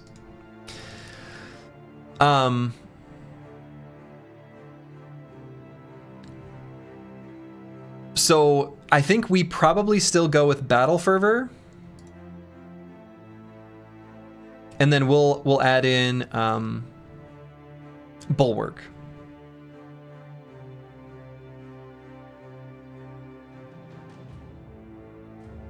I think it'll be the way we'll do it. Fearsome is also interesting instead of the headshot package. It is.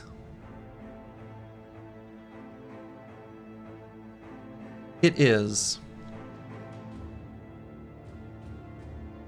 Where was Bulwark? We don't see it in his perk tree. Exactly. We are currently headed north to Tonderborg to go to this training hall. Let's pick it up there. Now we're headed there to give Trash Comps heavy armor as well. So yeah, we're gonna get that. So we still want to do all of the banner attacks. I think they're quite good.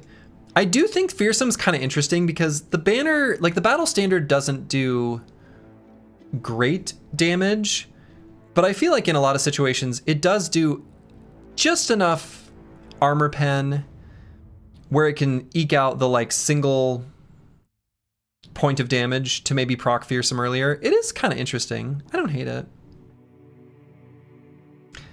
The Fearsome Dastard Brother, a classic. I mean, wouldn't that be special? Again, remember, I've pointed this out before, but Dastard does not lower your resolve in this mod. It does lower your morale state and make you closer to fleeing, but honestly, having high resolve, it's like kind of okay. Does he take Exude Confidence? No, I don't. No, none of the other backliners have it. I mean, I guess Brewski could get it. What I'm hoping for in my heart of hearts is that King Tet gets it from his shared perk group. So I'm hoping that he gets the Vigorous perk group. It's unlikely, but it's possible. We have the other banner in reserve. Is it worth making this a good flail, bro? Oh, good Lord, no. Why would we make this a flail, bro? No, definitely not. No, this is gonna be a banner. Why are you guys so opposed to the Dastard banner? Like, it's fine. It honestly is fine. It doesn't hurt him at all. If anything, if we're gonna have one Dastard on the team, unironically, we want it to be the banner, because as soon as one good thing happens with his resolve, it just gets cleared and he goes to just like standard, right? Like it's not a problem at all. Again, if we were to pick one brother to be a Dastard, it is the banner. I'm being totally serious with that. Totally serious. Yeah, exactly. Exactly. Rufin sums it up nicely. Sometimes Thurgy's so empathetic or emphatic in his nose, he gets extra sassy, and I'm here for it. I do get a little extra sassy. And I do need to dial it back and be a little more kind. Especially since earlier in this very stream, I was saying how nice it is that, like, you know, I open up the door for, you know, feedback and ideas, and here I am, someone says anything that like makes me sassy, and I don't mean to be too sassy. I'll dial it back. I'll dial it down. I'll back it off. Anyway, this brother's great.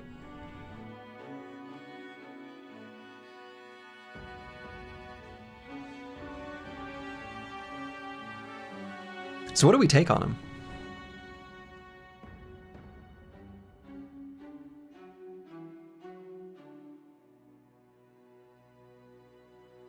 How did we end up with 10 range defense? Oh, that's right. The battle standard gives -5. Right, okay. You need more sass in your streams? Good. Well, that's what I'm here for.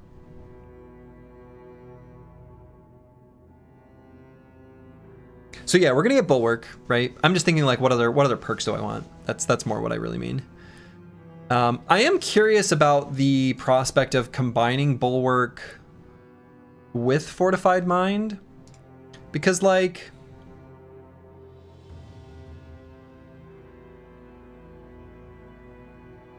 there's some pretty decent helmets that don't even weigh that much.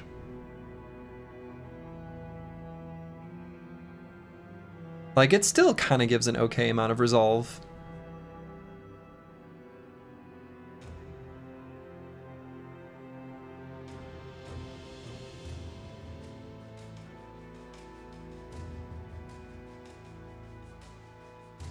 It'll work with any famed hat. Yeah, exactly. I think I'm gonna go with it. And we're building for, like, mega long-term late game kind of bro. Lucid Toffee, hello, hello.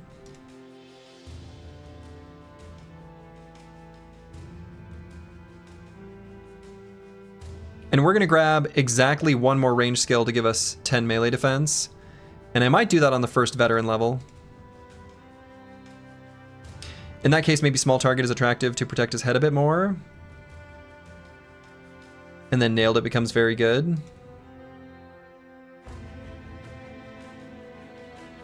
Yeah, that's true.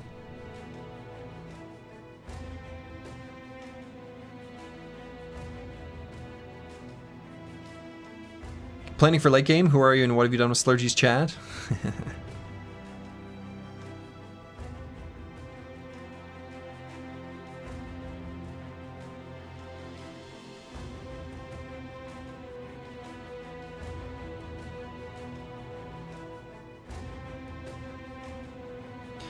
Rotation / pocket sword lance.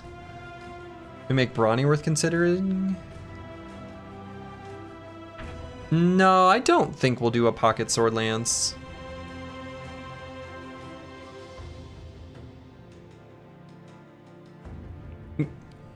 Yeah, I don't know. I don't think so. I don't think so. But yeah, pocket, I think hybridization is just good value.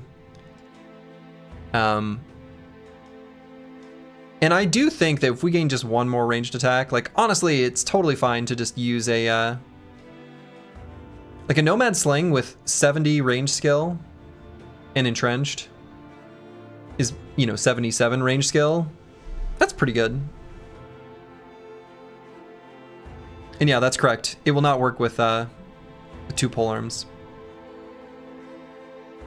But it does give us an option of like, you know, having a Nomad Sling and some sort of utility as a potential swap. If you had access to like Cleaver Mastery, shit, it could even be a whip. I don't think that's terrible. Especially because the whip can attack or disarm for 5 AP. So you can swap to the whip, disarm, swap back to the battle standard. I think it's okay. Yeah, 10 MDef, 10 RDef is easily worth the perk even if you never weapon swap. Yeah, exactly. And I think it enables us to have the Nomad Sling here, and honestly, we could go with the, you know, fling a fire pot, fling a smoke pot kind of thing too. So if we find smoke pots, we can start battle like this. And then if we need to use the sling smoke pot, we can do that, which I think is really good. He doesn't have Rally the Troops. Is he a banner just because his resolve is slightly high? Nobody has Rally the Troops, right? So nobody has Rally the Troops. And so far we haven't seen it happen. But I'm assuming that any shared perk group is potentially valid. And so if someone did get leadership, then they'd have access to Rally the Troops. Again, I'm assuming that they're all equally valid, but I don't actually know that. Benjamin, thank you for the resub. Just dropping by to wish you a great stream, boss, and good night to the guys. Hey, thanks for being here. Thanks for hanging. Thanks for showing up. Thanks for the sub, and good night.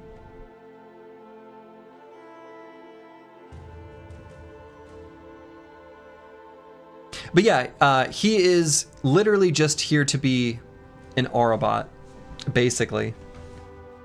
Since when does the stream caw at us? Since like Monday?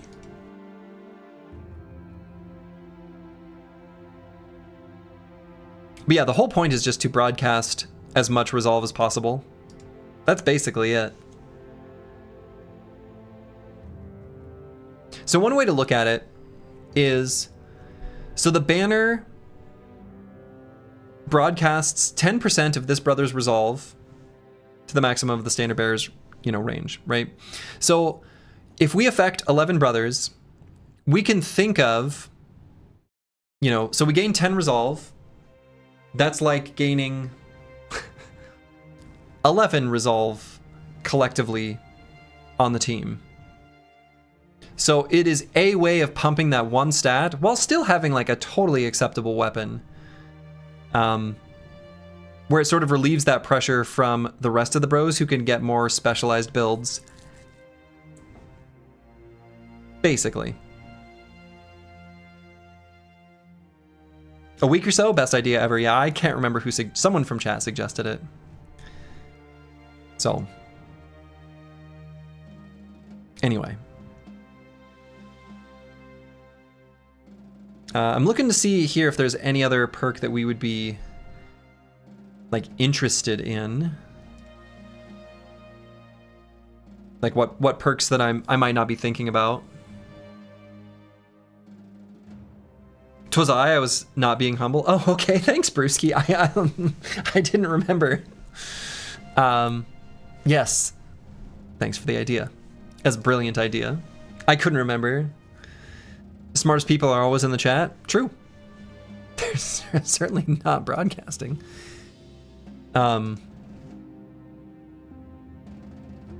Anyway, I think small target is like pretty okay. I think nailed it is fine. I don't know that those are worth the whole perk.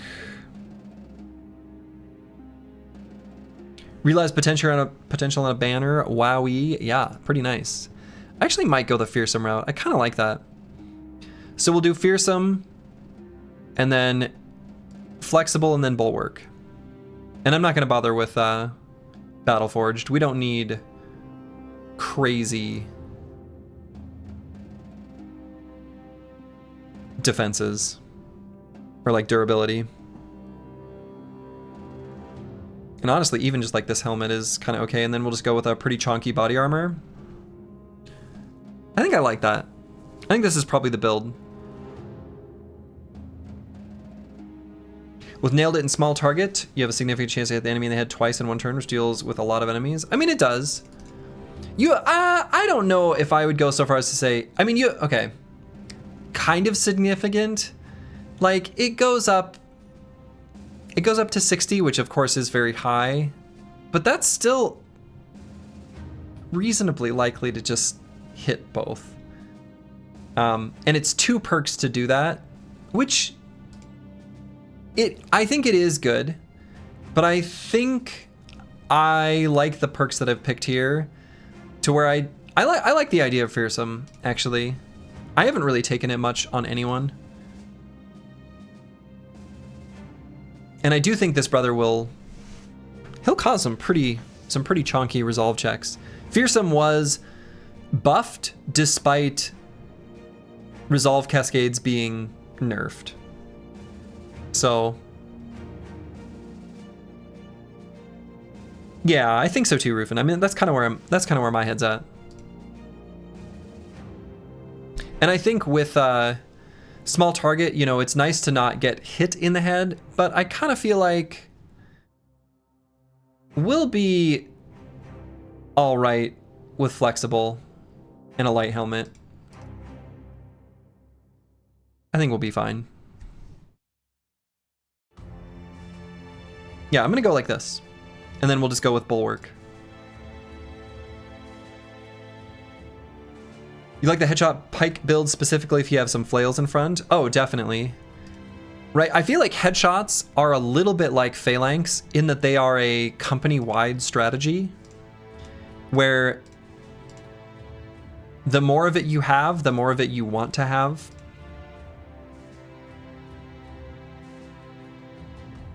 And we don't actually have that much. In fact, our flail bros specifically did not realize their potential. So some of the the momentum we had towards headshots just sort of like disappeared. Rotation? No, we're gonna go with Bulwark. We're gonna get Bulwark. You either want everybody to hit the head or nobody? Yes, right? And in fact, we even have a little bit of between the ribs action going on.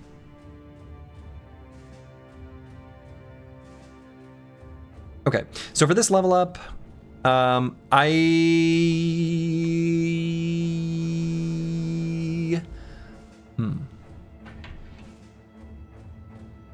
grabbing the melee skill, and then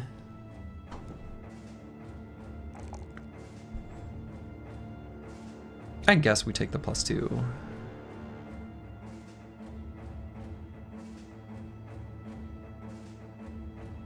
And I'm gonna wait for the first veteran level to grab one range skill. I think I'll just go with melee defense. We're gonna wear heavier armor than this.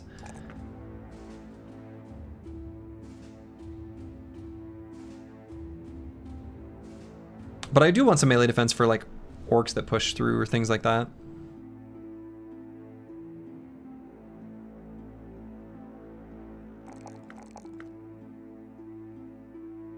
Yeah, I guess so.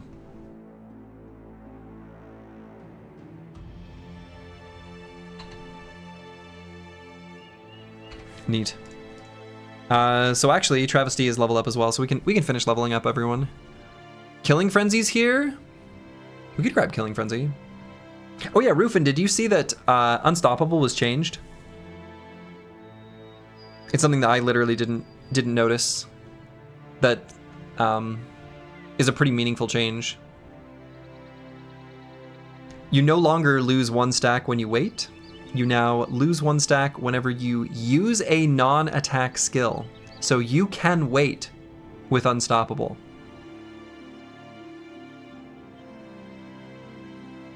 It's a pretty damn good perk. Yeah, it's very significant. Like, extremely significant. Oh, I never gave this guy a title. It makes it quite strong? Yes. That makes it quite strong.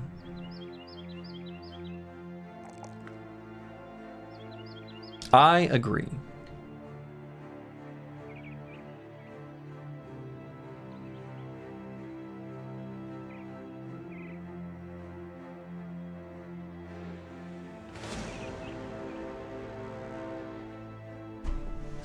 Oh my. Unstoppable on a range bro? Yeah, why not? Look what we have here. This was unexpected. We've got Joltool the Crusher. Well. One thing to note is that Unstoppable crossbow/gun is no longer possible as reloading is non-attack. True. Yeah, that's a good point. That's a very good point, Roger Hill. Yeah, the crossbow reload is a non-attack. Yes. So crossbow reload or firearm reload. Spear wall, riposte, shield wall, things like that. So there's a lot of like anti-synergy with Unstoppable, but Swordlands doesn't have it. We've got an attack, and then we've got an attack.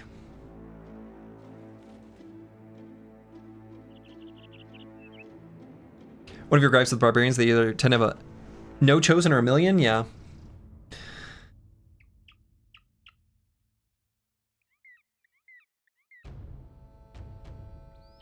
Okay, so... yeah, throwers and bow still fine? Yeah, exactly. We are gonna do this fight. And we're going to bring in the big guns. And we're going to take down Joltul the Crusher. And we're going to bring nets.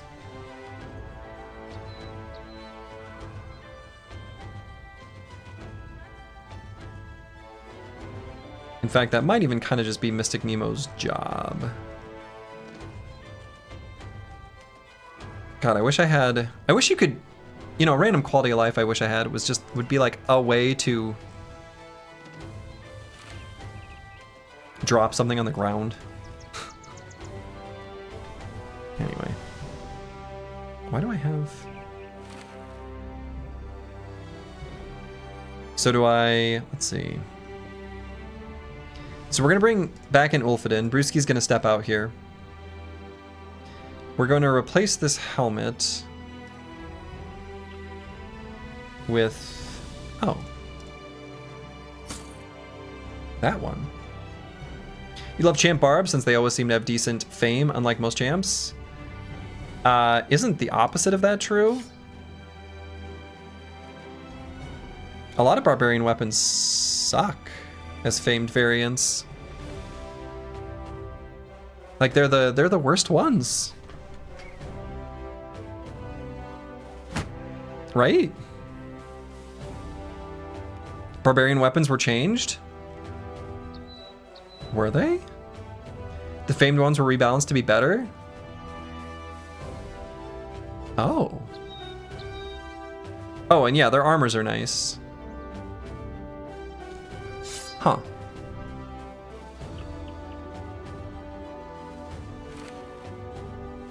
Alright, Mystic Nemo's whole job here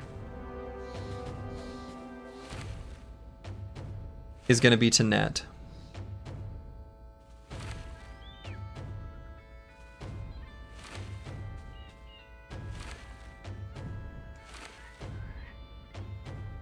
The famed barbarian two-handed weapons are no longer the same as the base two-handed barbarian weapons, but stronger. Interesting. Okay. Well.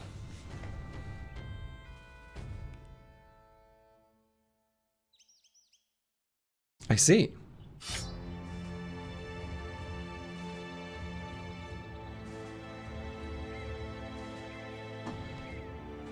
Check out those beautiful pog faces in the bottom left. Just came here to post this. Have a good day. Hey, have a good one, Lord Emperor Posh King Marza. Glad you enjoy.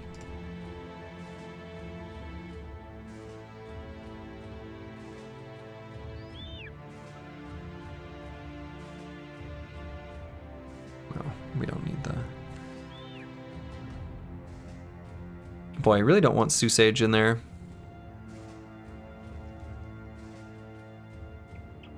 I did not see if the shield wall worked. Wish I knew the answer to that for sure.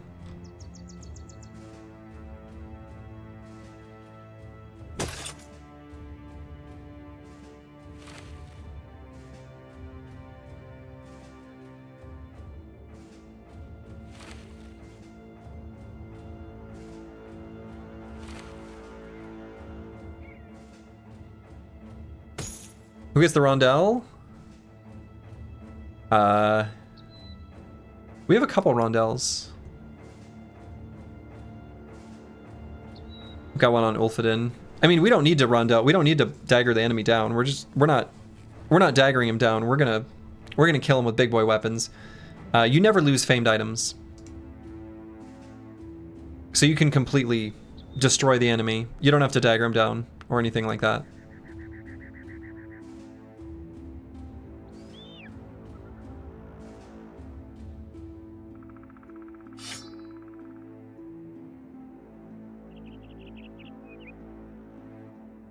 You're thinking about the second non-champ chosen? Why would we dagger him down? We're not suicidal. We're gonna kill him.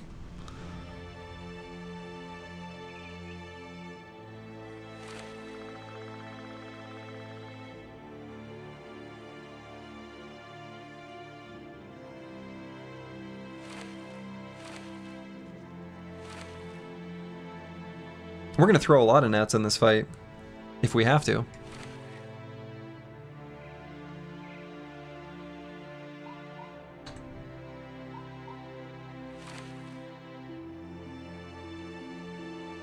Okay, I think that's good enough.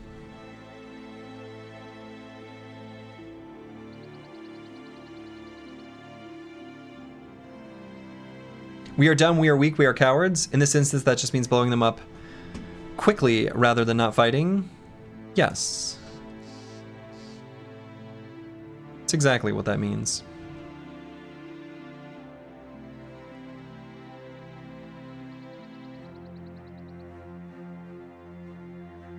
We need to swap this armor.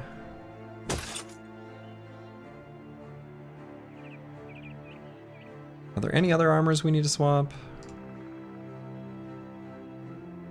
A little worried about Mystic Nemo, but he's gonna be tucked away there. Your honest attempts at puncturing Champ Chosen still haunts you? Yeah, it's a bold move. It's a bold move.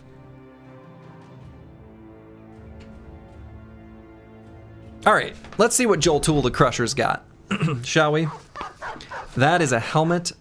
That is a helmet with 366 durability. 366. That is so much.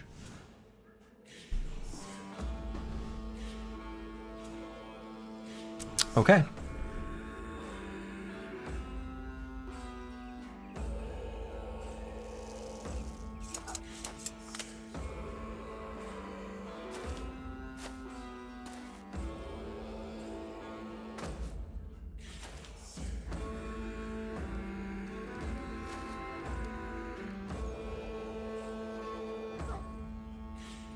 I wonder if I do the aim shot now before he gets to where we can't shoot him.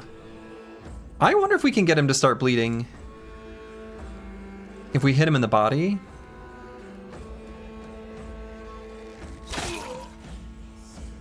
Just barely. Good.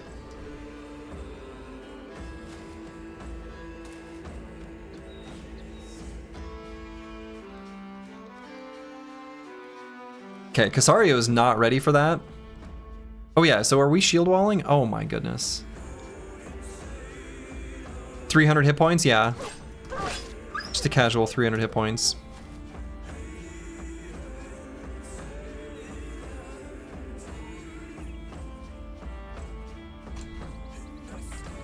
So what I actually might do is move Setaz either to here or here.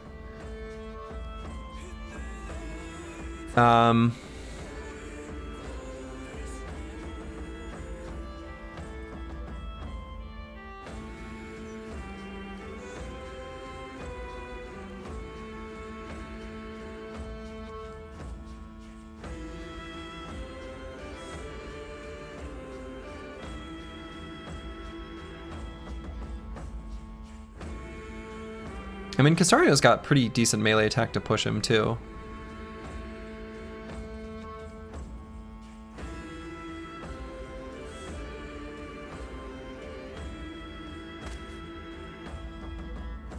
You're gonna go now. Good luck on the run. Hey, thanks, Lucid Tavi. Have a good one.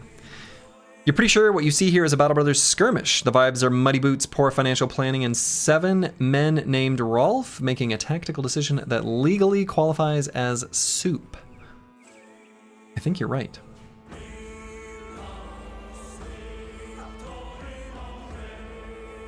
I don't want any brother to engage Joltool the Crusher. But I suppose, realistically, since they don't have vigorous assault, yeah, as long as we kill this Warhound,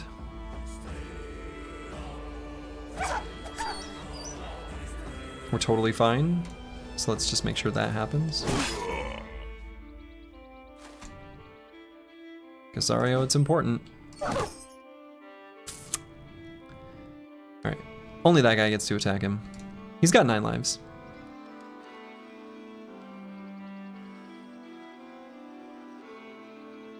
And we've got a, you know, a pretty decent little chunk of barbs up top too.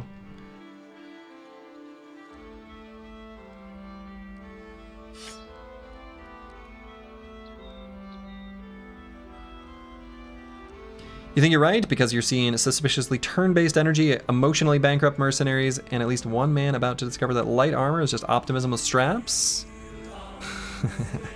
Hello. Let's move King Tet to here and attack. If we're gonna riposte, seems fine to me.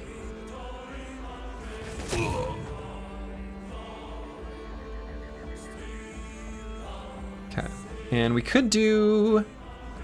He's got burnt leg and cut leg muscles. Wow.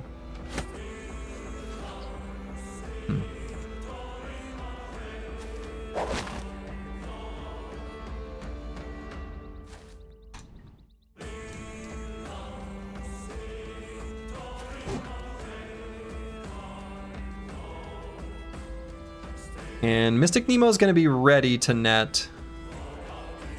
I mean, we could throw a net like on this Reaver and then pull another one out just to make sure that that part of the fight goes well, but that doesn't really seem necessary.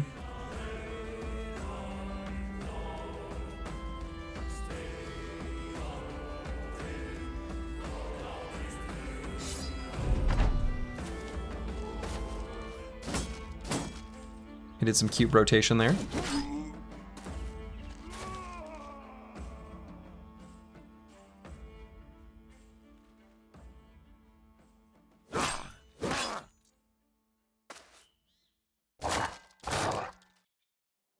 What is he doing? Get away from me, buddy. We're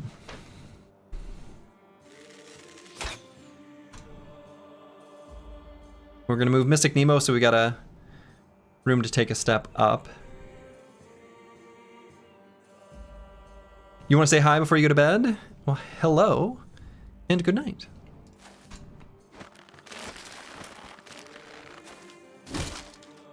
Don't destroy my beautiful shield.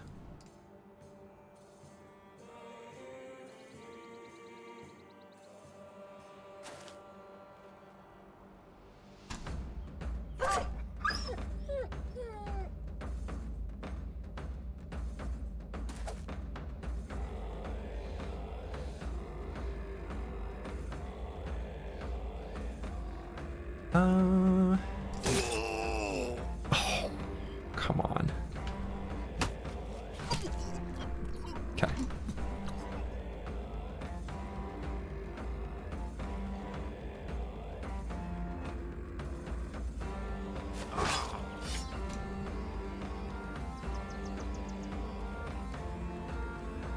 Let's get Ulfadin down here ready to party.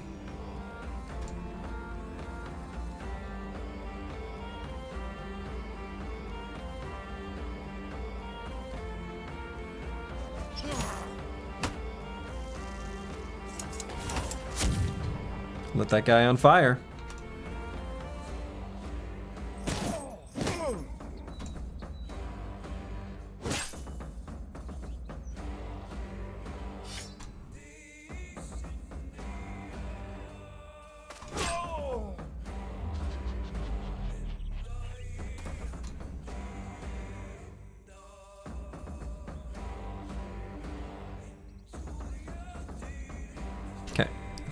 I think we're good where we are now. Plaguebird might lose the formidable approach battle, but honestly, a hammer against a nimble boy is kind of okay.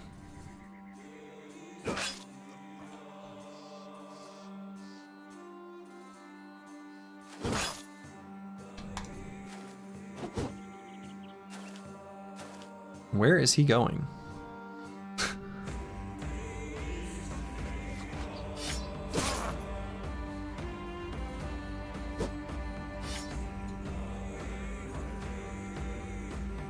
We do need to make sure he doesn't, like, run away.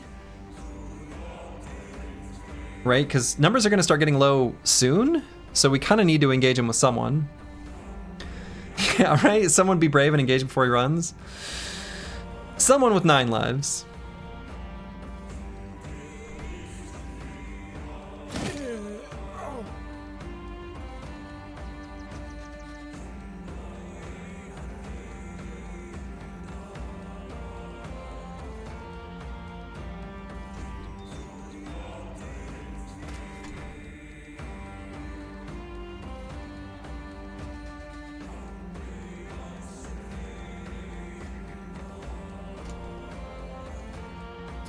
I see this 9 lives icon here.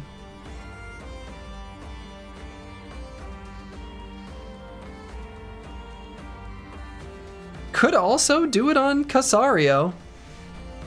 I mean, we could use Setaz to shield other and just plonk him right here. The 3-headed flail he won't be able to get away from. I mean,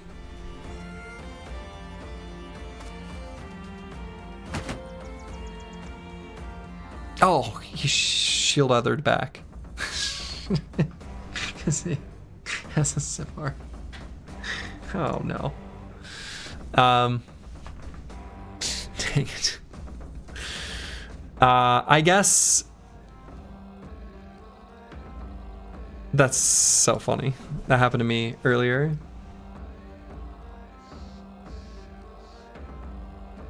Well,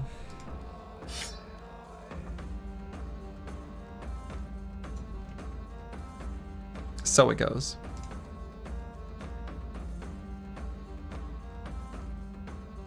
Plaguebird's gonna be ready to move in.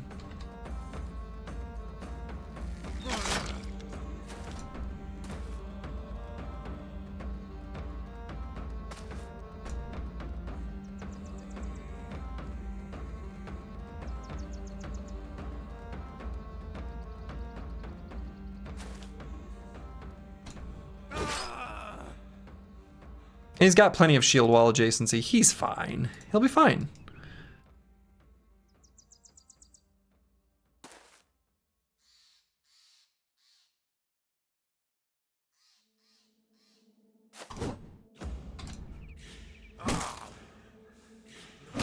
Nice.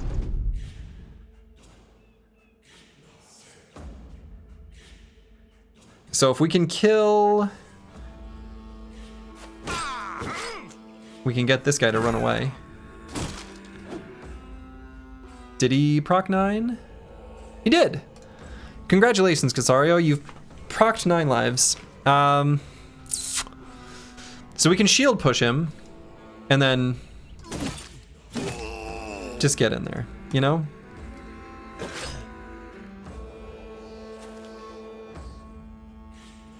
Or we could have Wabakish go push. Sure. He's the banner. It's his job to kind of be a hero and stuff.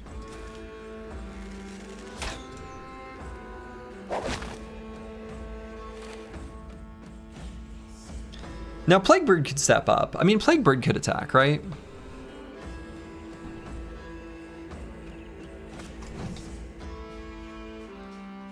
I mean, he could. Setaz has 9 lives. Alright, goodbye. Other chosen.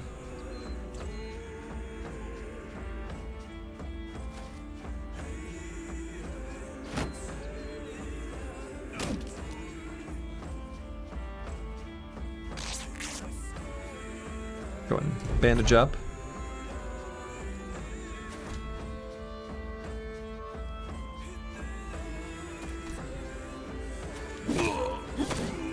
There we go. Comfy cozy. Ulfadin took him right out. No big deal. No big deal. It's over. That's a pretty damn... that is a nice helmet. That is a serious big boy helmet, though. That's a helmet you wear when you are going into big boy serious battles.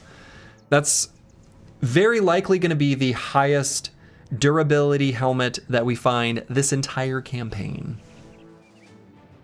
Well, all right. Joltool the Crusher's Protector. Wasn't he Joltool the Crusher? Did they... is that a new thing? Are they naming the named items after the champion who's wearing them? I always felt like that was weird that those could be mismatched. A reinforced helmet made from an extremely sturdy alloy. It is richly decorated and heavy, but offers extraordinary protection. Lovely. Happens fairly frequently? Huh.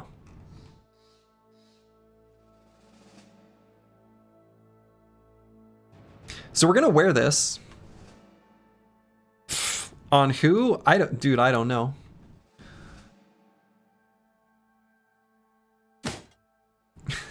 This looks stupid. We're keeping it. It's perfect. Seems to be more common with weapons, though. Wonder why that is.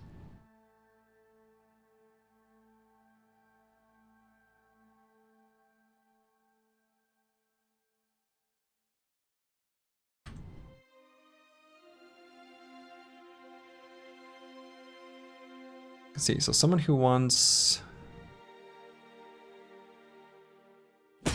Yeah. Well, no. Can we try Jolto's hat with the gold armor? Which gold armor? Gold armor. Like this one? Just to look at it? The Nomad Leader one? Oh, sure. I don't know, that's pretty bad. We'll have to find something fitting.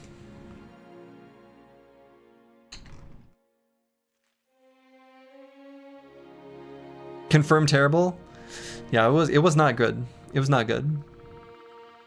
I've seen better. I've seen worse. But I've definitely seen better. All right, no one we can recruit here. Find location. Ruins of Orkbane Keep.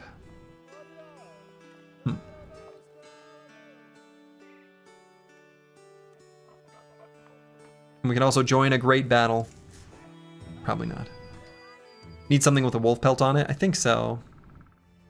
I think that'll be the best wild man kind of vibe.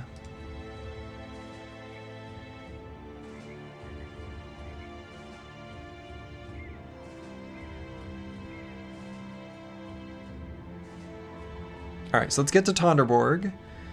I think both of these trainings are going to cost 4,000. Which is annoying.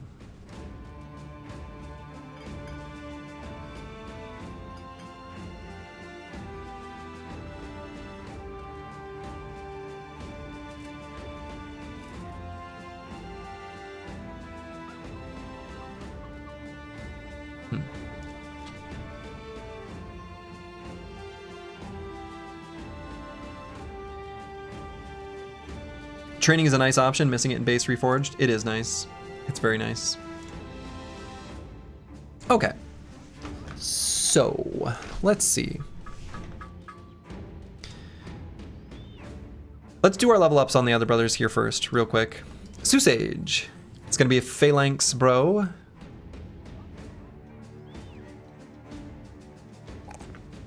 I might skip the melee skill here and take the +3 resolve. It's pretty low resolve. Can't have that. And then on this level, again, we want to make sure we grab something nice and defensive. And so we will grab maybe Shield Expert.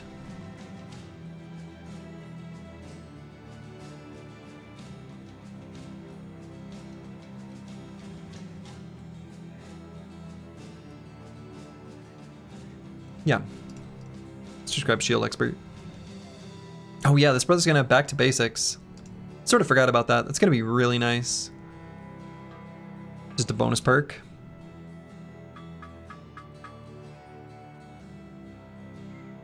Okay.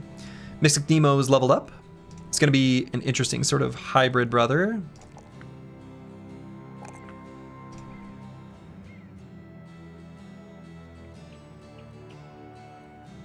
And like a real hybrid. So we could grab... 9 lives is probably the safest choice. We could totally just grab fast adaptation as well, while he's still low level, just to help him hit stuff. We're mostly going to be using a ranged weapon for a lot of his leveling.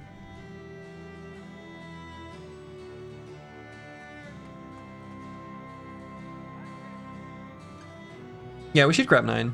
I think he's... We don't want an errant crossbow bolt to make him retire prematurely.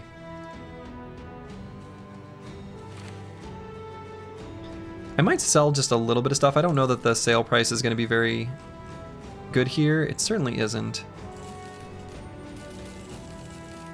But I'm just going to clear out a little bit of inventory space. A little quality of life there. So let's ask ourselves, what do we do with Curse Word? Maybe we still keep leveling him up as a backup banner.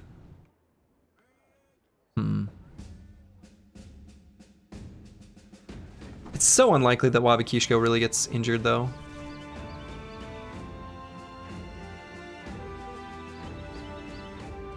Oh well. So the current situation. Oh, I'm gonna purchase this War Dog because we've got this heavy War Dog armor I've been wanting to apply for a while. We're in an interesting situation. We're gonna need 8,000 crowns to train both of the bros that we want to train in our heavy armor. I think what I need to do is go to Lugnestead, and we're gonna sell stuff there and then come back here. A little bit annoying to do backtracking like that, but I feel like we kind of have to.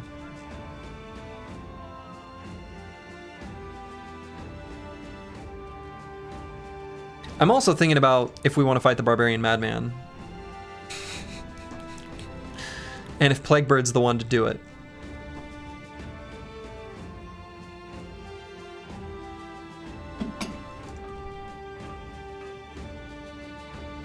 We're thinking about it.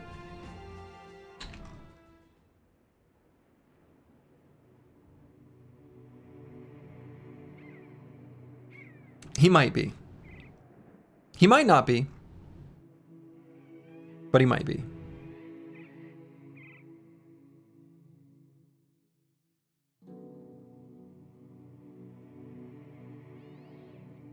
All right, we're pretty much arriving here at the time of a new day.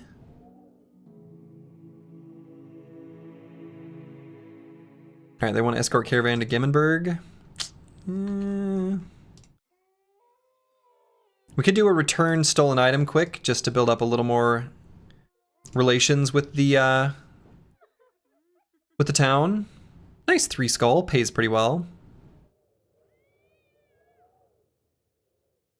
Yeah, let's just do it.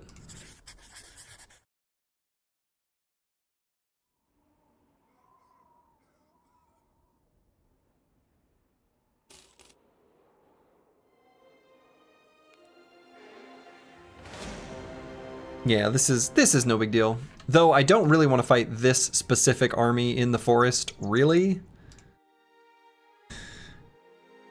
I think we're just gonna have to anyway. Oh yeah, so Casario's gonna step out for a little bit. He's he's a little hurt. He had a run-in with a Chosen.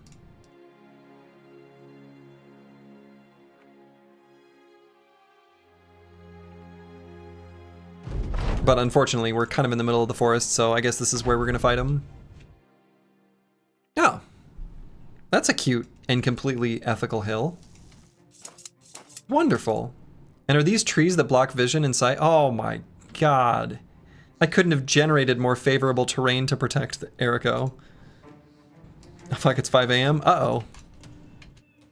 Surprise 5 a.m. Should get some sleep. Sleep is important. You spent 10 hours cooking food? 10 hours cooking food? 30 people coming tomorrow? Hey, that's always fun though. I really like cooking for a crowd. We host Thanksgiving every year for like my wife's family. I really enjoy it.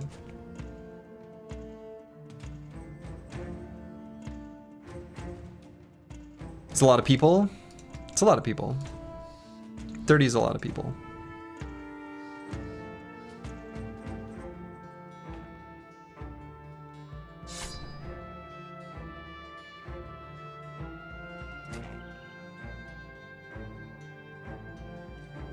You decided to throw a party and you invited everyone? Literally everyone you know? Incredible. I wasn't invited.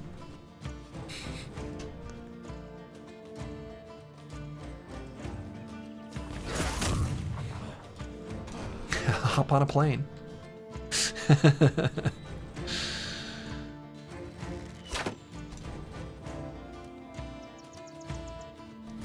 I do, yeah. Cooking for a group of people though, that is really nice.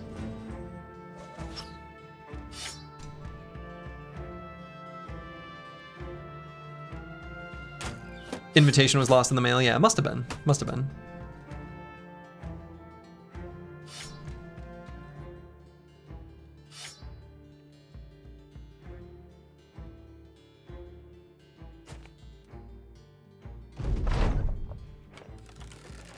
Okay, let's see if we can get these briggies to charge us.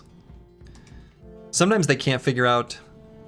So if you have a situation like this, where there's a boulder between you and the enemy, even if it blocks vision and blocks sight, and you've got a polearm, they can't tell the difference.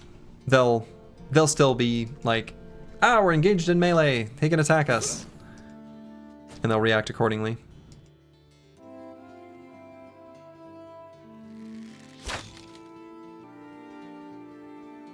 Dua Lipa had the same issue, honestly, so you blame the post office? Huh. Can't believe she would have that problem. Ah!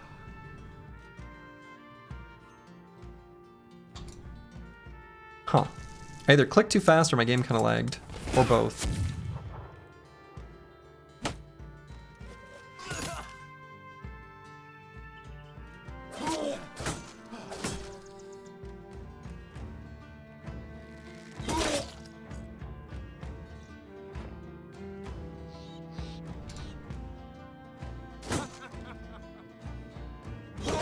He's laughing at me. I don't like it.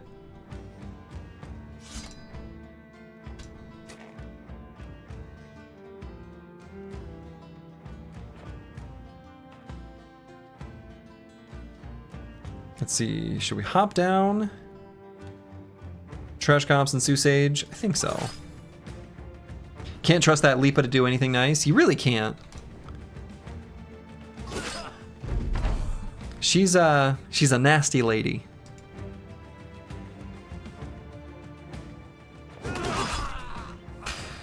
Speaking of nasty. God, I hope we find a named Swordlands.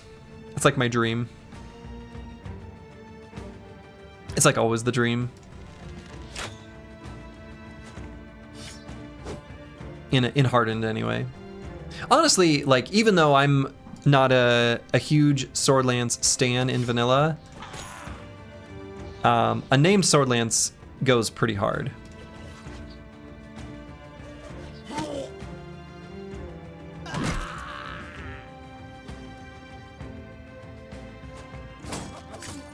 I'm a Swordlands centrist.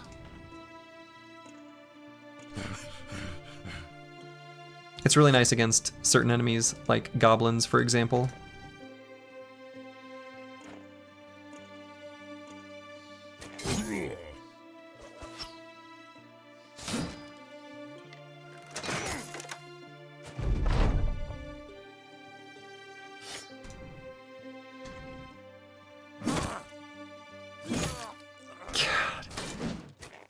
This brother's gross. And I mean gross in the good way. If you gave a named Swordlance to your taker of heads over there, I think it'd be game over. Uh-huh. I think so too. Do you think we should get him one? I kind of think so.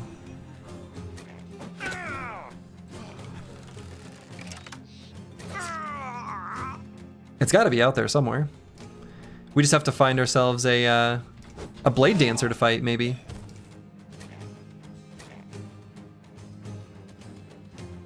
I think we ship building get to. I'm gonna guess that is some sort of bizarre autocorrect. Now, autocorrect is often based on the things that you say. Are you talking about ship building frequently? That's what I want to know. Is this just something that comes up in casual conversation? Ship building.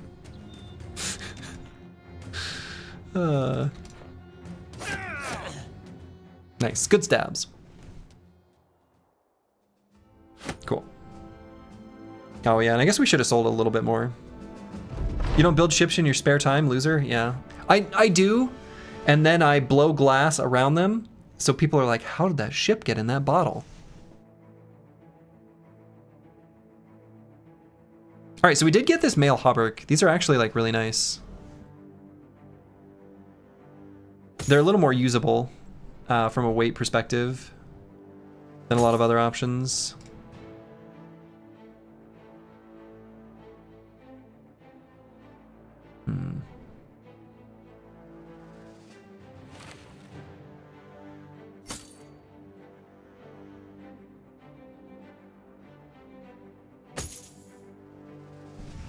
Okay.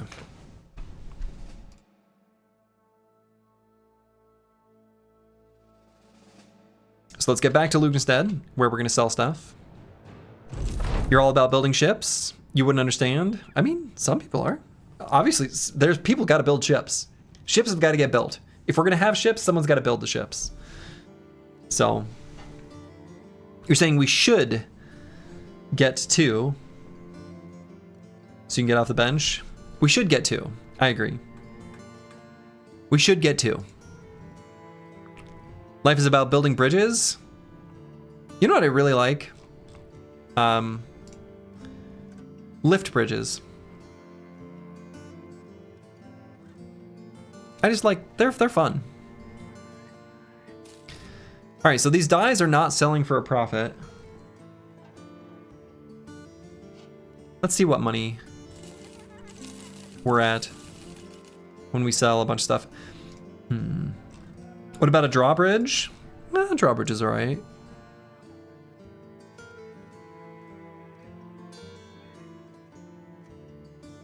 Heater shields, being able to start with shield wall out is really fascinating. It feels kind of unintended, honestly, but even if we were to do it, there's no way to fix it later. Like if an enemy does a shield push and cancels your shield wall, then you're just not shield walling for the rest of the fight. So I guess maybe it's a little too fragile.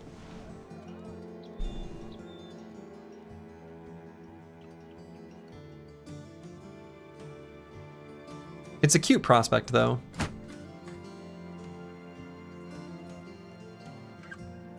Ooh, suspension bridges. Suspension bridges are cool. They're very cool.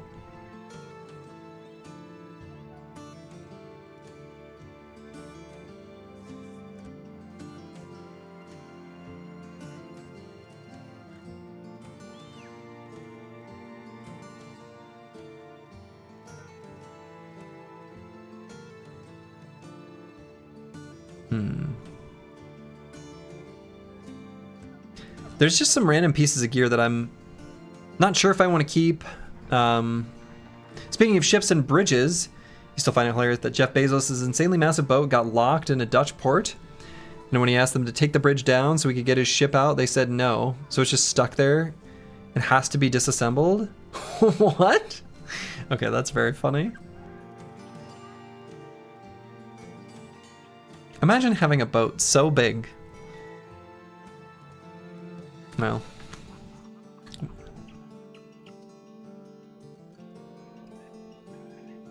Okay, we don't really want to wear this armor long term. Let's give the banner shiny armor. It's a little bit of a mismatch, but actually I don't hate that fit.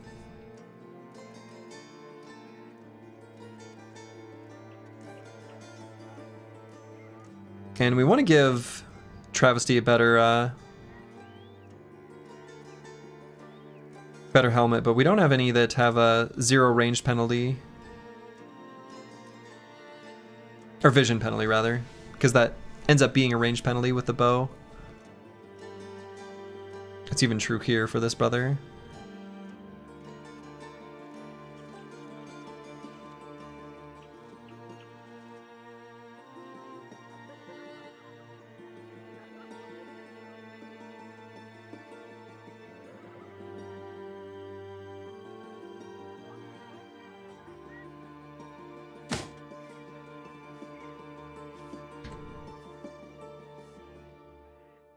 Okay. I think that's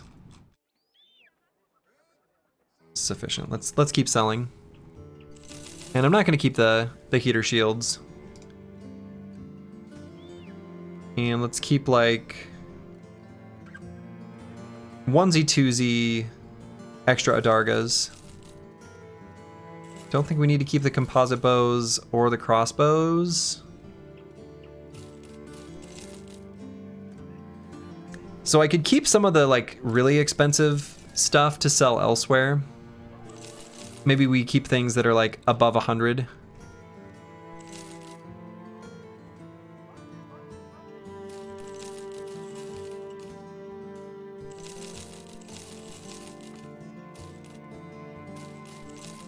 I think that's an okay rule of thumb I think we can apply here. We're gonna buy these tools as well.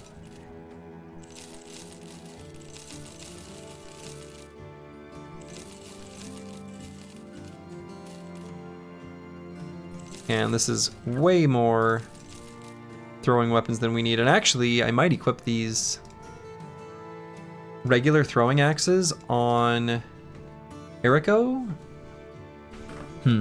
Or maybe we do that just for the Ancient Dead fights. We'll keep the regular throwing axes and the heavy throwing axes. I think that's it's an okay batch of stuff to keep. So let's get these tools and buy a little bit of food for absolutely no reason. I guess I can sell it back. We don't need to buy that. Forget about this cured venison that we got. Actually,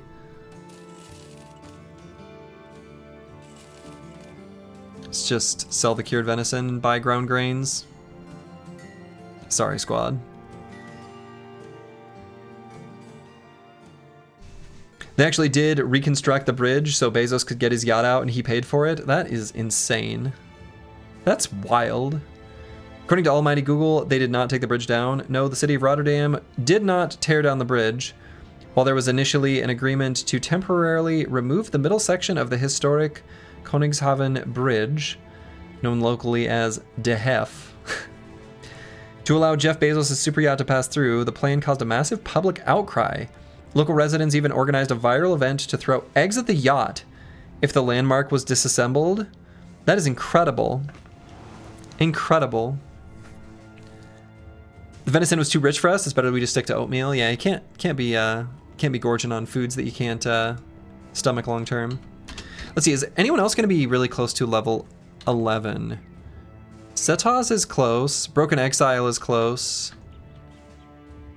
Plaguebird's close. Master Maticus is close. That almost makes me want to stay in the north, though I think realistically the Noble War is going to have to end soon. It's day 142. It's been going on for a long time, even though we have not contributed whatsoever or done anything except for attack random noble armies in caravans, which I think does make a small contribution to slowing down, or excuse me, yeah, speeding up the ending of the crisis. Let's see.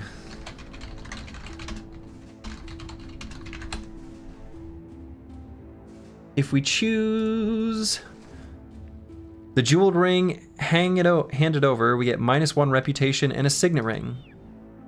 We don't care about that. If strongmen swear by porridge, it's good enough for me. That's what I think.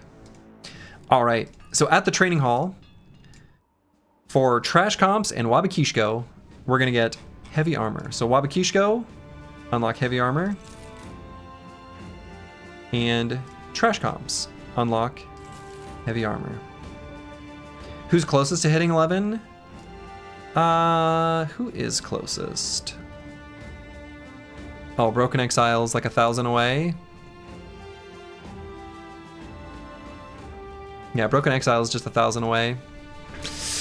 It kind of makes me want to stick around near this training facility for the next 1,000 of experience if we can, if it makes sense. All right, Trash Comps, we're going to be grabbing Battle Forged. Boom. so now we've got a very, very durable armor. You love to see it. And then on Wabakishko, we're going to grab Bulwark, where we've got gobs of resolve. Now, I'm hoping somehow, someday... Oh wait, hold on. We should also...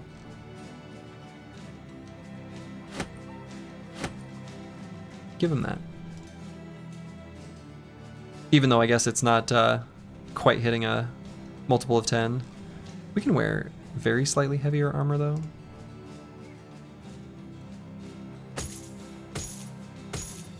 Oh, didn't quite get us there.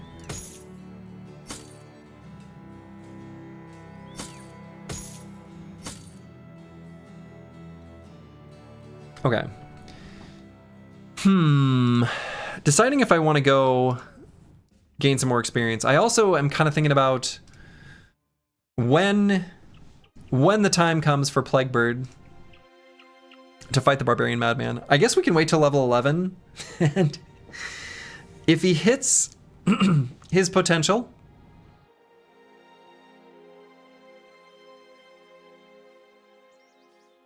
then he fights. And if he loses his potential, then he fights.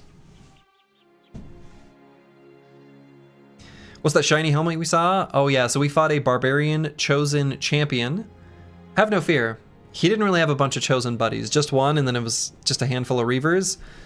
So, a champion walking along the road was our victim. How does Flexible and Battleforged work? They just both work. I don't know. They both work. And in fact, they're very, very good together. If he fails his PP, fighting feels not in the spirit. It can be his last hurrah. Can be his last hurrah. Let's go wander off and maybe gain some experience. Let's see if we can find some small barbarian fights, question mark. I mean, we've got right around 4,000 crowns, so it makes me want to, like, stick around for one more bro to hit 11 up here. Wouldn't that lose you his XP, though? Yeah.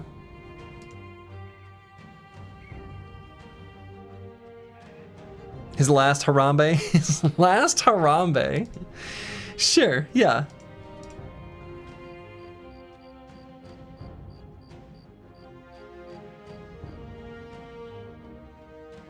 Poor Harambe. 16 to 23 Reavers and a drummer. It's a lot of Reavers.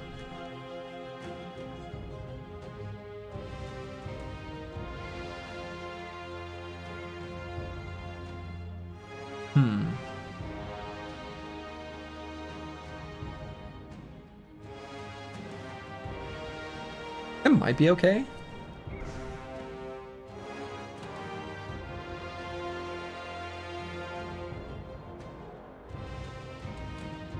As long as it's closer to 16.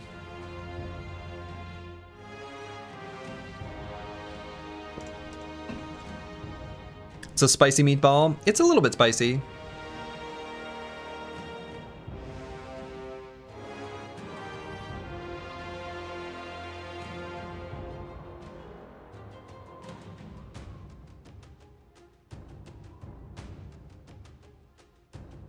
Harambe's only boon was that he didn't have to deal with all the crap that's going on today. Maybe he was pre-cognitive. True. I don't think Harambe would have really known either way.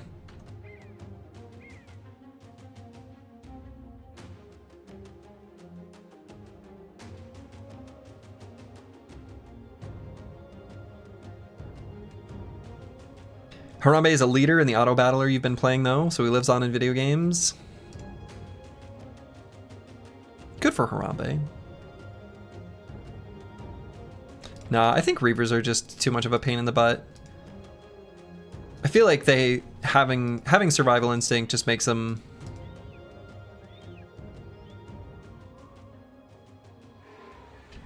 kind of a challenge. Okay, Ruins of Krogenheim. Sure. Let's see what's going on here.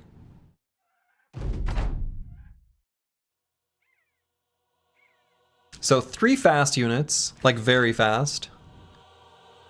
Oh, I guess Broken Exile's only... Really? Only has 90 initiative? Thought it was higher. Let's see some ghosts. Nachos. This seems fine. No necro.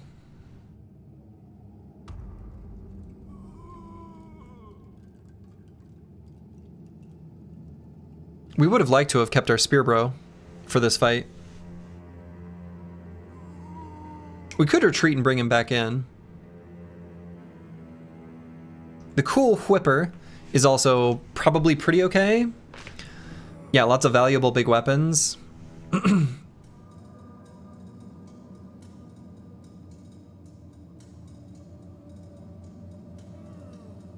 They're not that bad.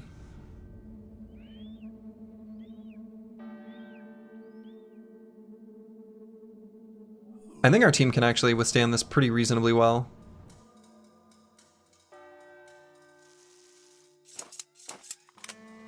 Hammer Plaguebird can give it to the Madman. That's kind of what I'm thinking, right?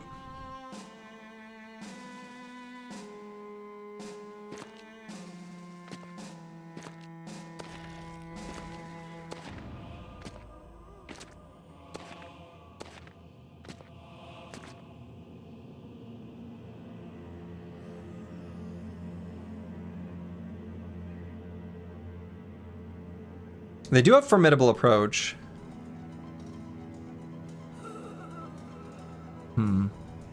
So we just have to hit him.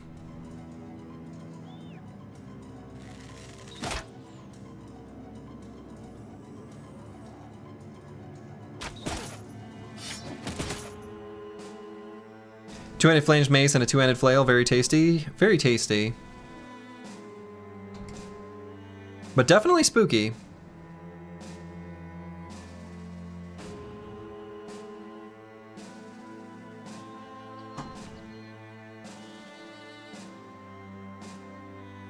I hear drums. Oh yeah, I guess that is just from the music. I have it kind of turned down kind of quietly.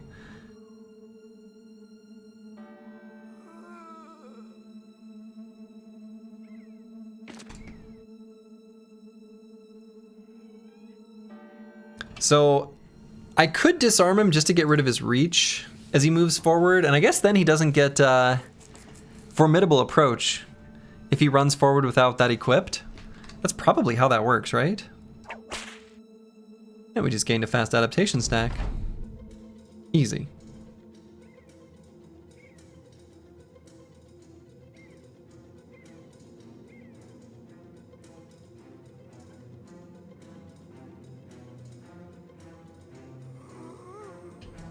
Alright, so we're mostly just gonna wait, let them come to us.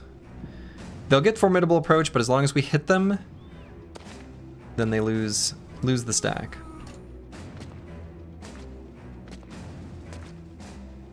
Alright, so I guess that means Eldazari's gotta actually hit him. And did not.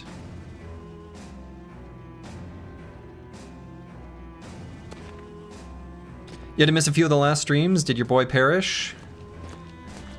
Actually, No Man 1220. We've got a couple fancy commands. We've got this one and this one.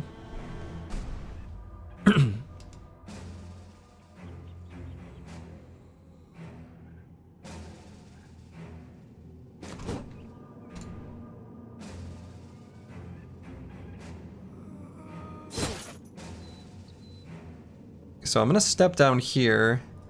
That way Ulfedin can do a bigger, better reaping, I think.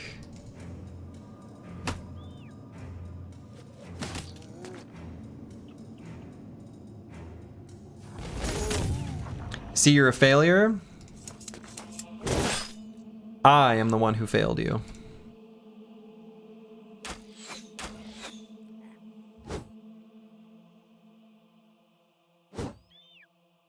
All right, so when I said we needed to hit them to get rid of Formidable Approach, to do that, we had to hit them. And we didn't. Now we are faster than them, so we're gonna get another shot at it.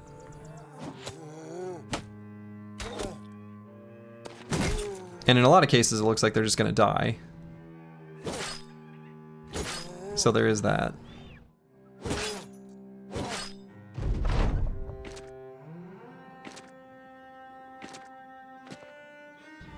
It's true, OG. Slurgy was the OG failure on the squad? Uh-huh. I sure was.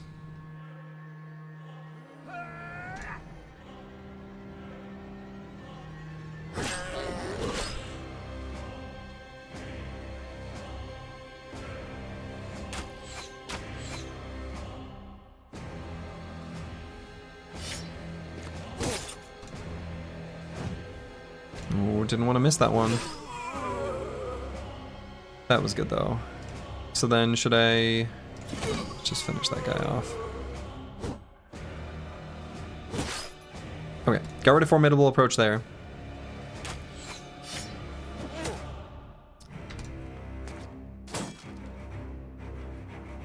And let's go for the disarm. Man.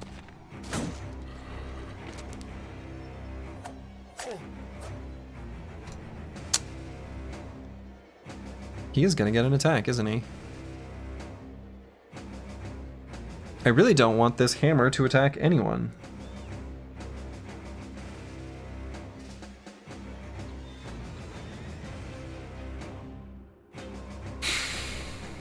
I mean, it's already a foregone conclusion that it is. Unless we get super lucky right here. Nope.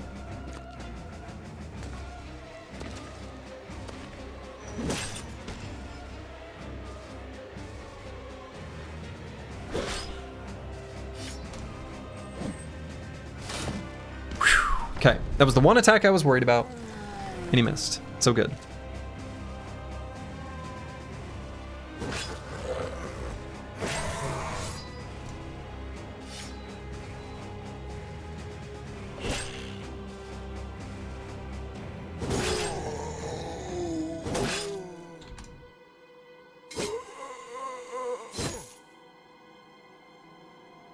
The ones with flails always make you nervous. As they should. Full force.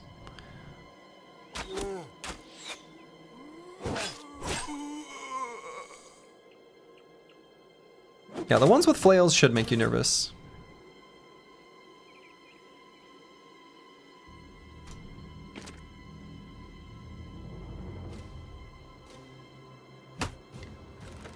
Shit. Gun was preloaded. Let's shoot up there then. You knew you should stop eating those lead paint chips, but they tasted so good. Yeah, if it was good enough for the Romans.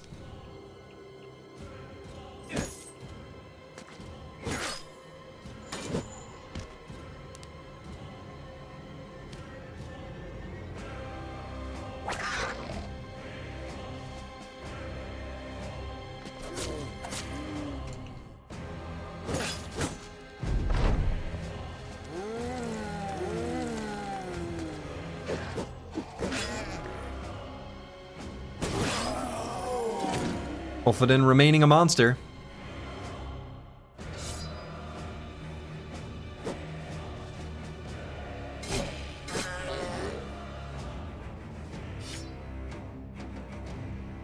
Now we are worn down here, which is not my favorite. It's not my favorite.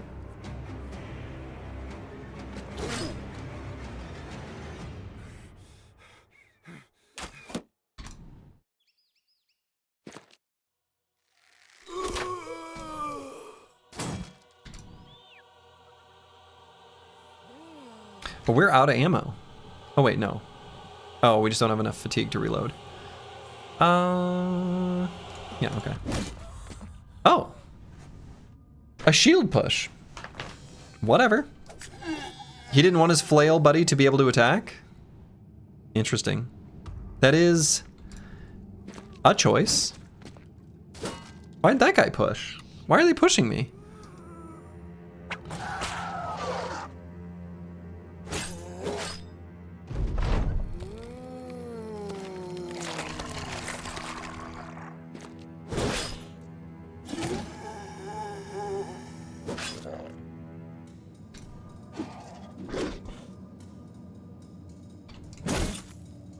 full force.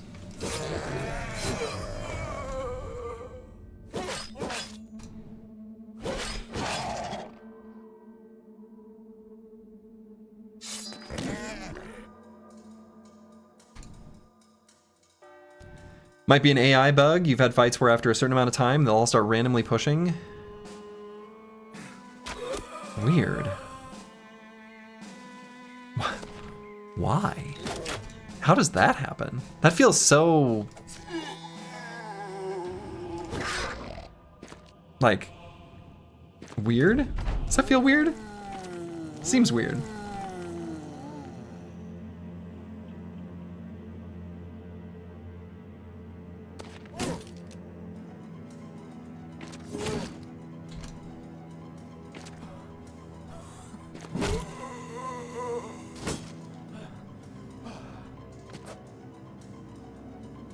Second push could have been to get to the ranged unit. The first push was baffling. I mean, the only reason they might have done that first push would have been that that bro was using riposte. So like a way of canceling his riposte ability. Enemies will do that. It feels like undead shouldn't do anything intelligent about that. I mean, one of the reasons, you know, one of the things I like about this game is the different like personalities of the different AIs. So like undead shouldn't do anything too smart like that. Like they shouldn't try to cancel riposte. They should be like, no, I attack you. So you had a really sketchy brigand fight with a leader on a high ground hex, and instead of killing a bro, he pushed him and jumped down.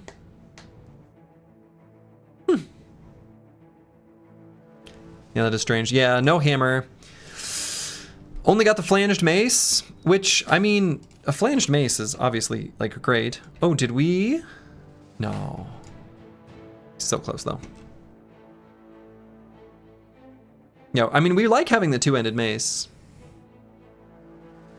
Who's gonna fight the barbarian madman? It still could honestly be Plaguebird with a two-handed flanged mace. Potentially. I don't know. We'll see. Or even, I don't know. Or Wabakishko.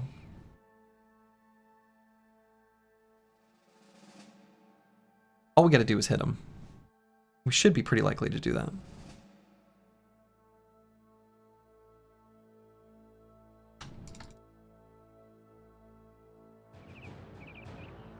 But yeah, the loot sucked.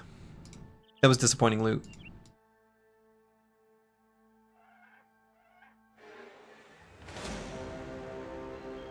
Hank the Mad?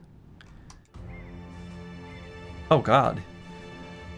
2 necromancers and several fallen heroes? I don't think so. I do not think so.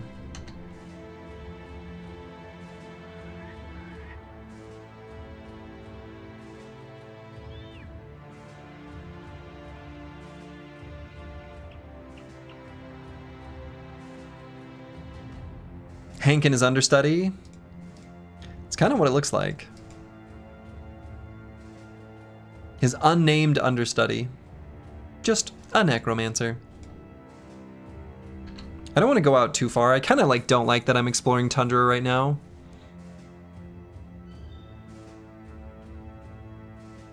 A decent amount of our food is going to go bad today.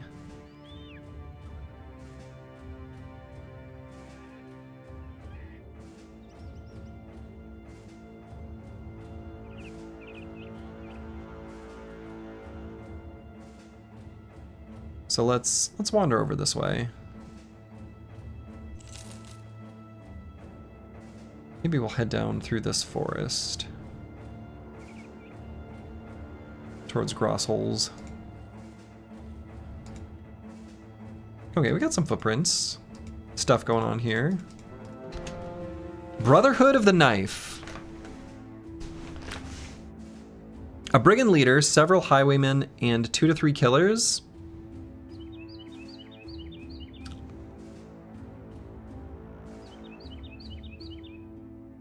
I mean, highwaymen are tough, but like, is this fine? This seems like it should be fine, right? Like, am I crazy?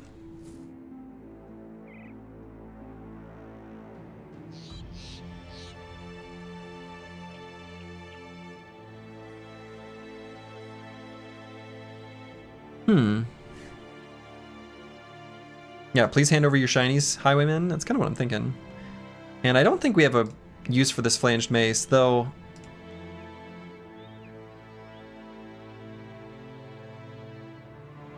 It's not that different of a weight in Eriko's pocket. And boy, you know, make him pay.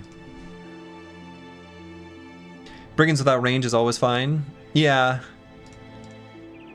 Well, we are weak and dumb and cowards.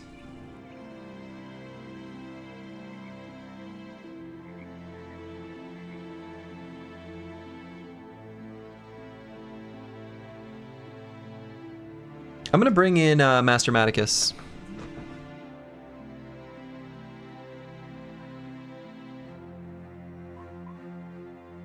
Or maybe bring in Brewski. That's kind of interesting as well.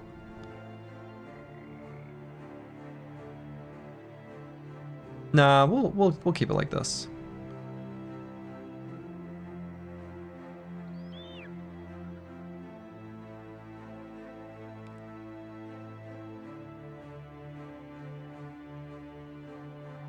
Brotherhood of the Knife. Maybe they'll have a shiny, you know? Oh god, they have a hill. Alright, how much ammo, more ammo they have? They've got one more throw. What is going on here? Alright, let's take a look at this. Oh, well, this is a hill. This is a mountain. Some seriously unethical terrain. Yeah, there's some stuff going on here. Where's the leader? Oh, okay, there he is.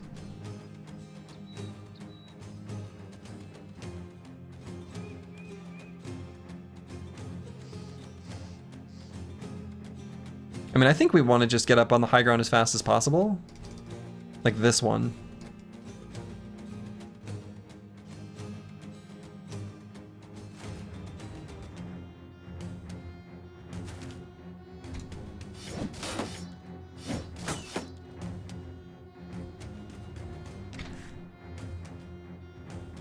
Check the conditions of these shields quick. Okay. So the one thing we're going to be slightly careful about as we run up towards our new favorite mountain is making sure we don't accidentally cancel this shield wall on Susage.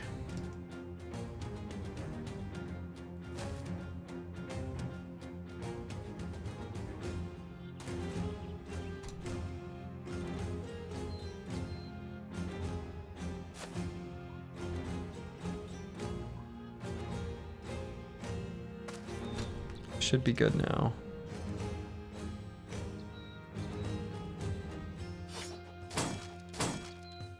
Luckily, they're throwing all of their, like, they're throwing all their throwing weapons at brothers who have like really good range defense. So.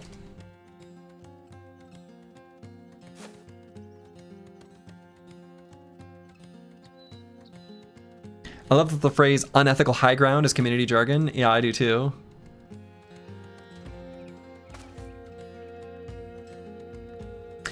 I want to say that is, so I think where that basically comes from, I mean, I think it's something that I said, and I know where I got it, and I got it from the like ARPG community talking about ethical builds. Which is such a like, it's so funny because it doesn't. There's no ethical breach of conduct to doing a specific build in an ARPG. I mean, I guess it depends on your code of ethics. I guess I shouldn't speak for everyone, but like, you know, you're not hurting puppies or whatever. Sort of like, you know, the consequences for having a good build in an ARPG, they are low.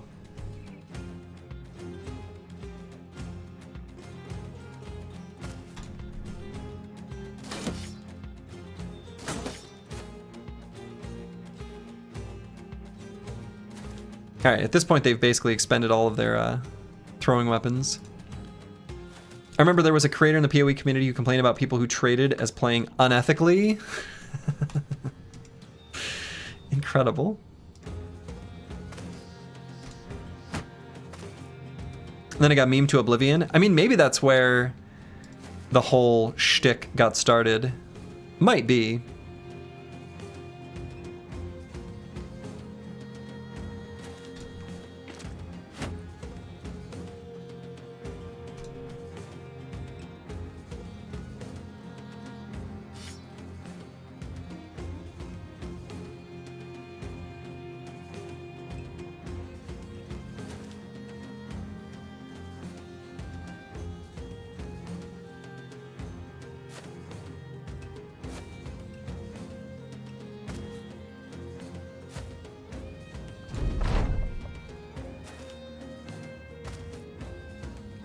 Okay, I don't want him to get to me quite yet. I guess these two can if they're faster than me. But I suppose this high ground is also, like, fine. So I guess I'll chill here. I didn't think that they would be able to get to me. So now it's up to this guy if we get to claim the Giga high ground. So I'm going to wait on basically everyone until we know that answer.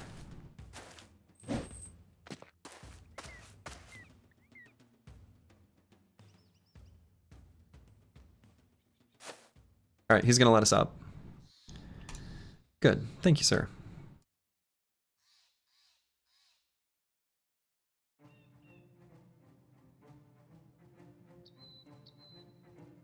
And I suppose I should have trash comps on the edge. Nice and defensive.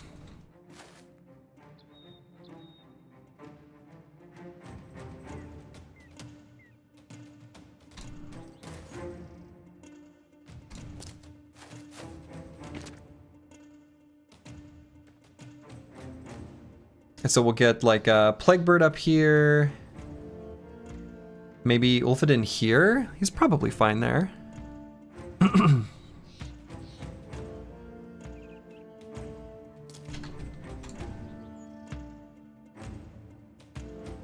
So I might move Travesty here so that Eriko can claim his old hex. Yeah.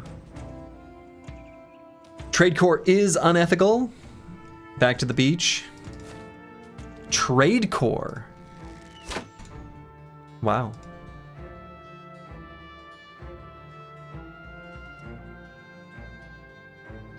Yo, shit. I only play true ethical vanilla. Expert, low resource, Iron Man, undiscovered.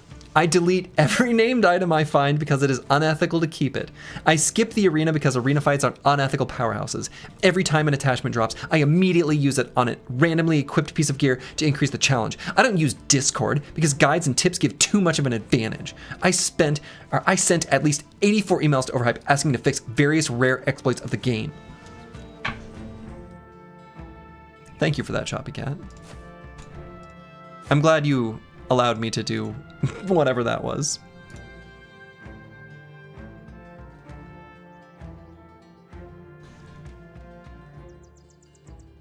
I wonder if I have Master Maticus hold this high ground and like spear wall it. Kind of like that idea. Is that a meme or real life? Because it sounds like real life. It kind of sounds like real life.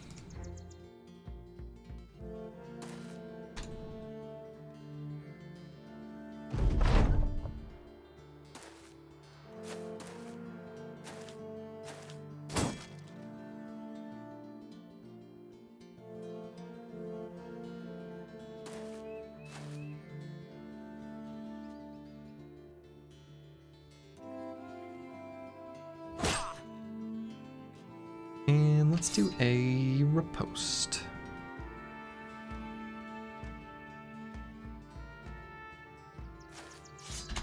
And if we spear wall there, how are they going to get up? What's their plan going to be? I don't think they've got one. True ethical means fighting every location and enemy you see, right? No picking and choosing? I think so. That's got to be what it means.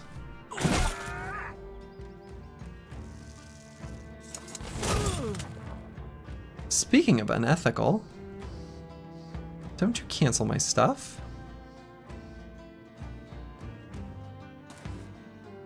Canceled my shield wall, he pushed me off my hill.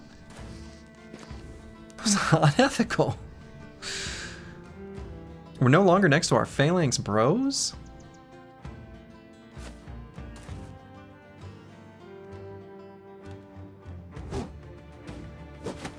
Get down there. And then get reaped.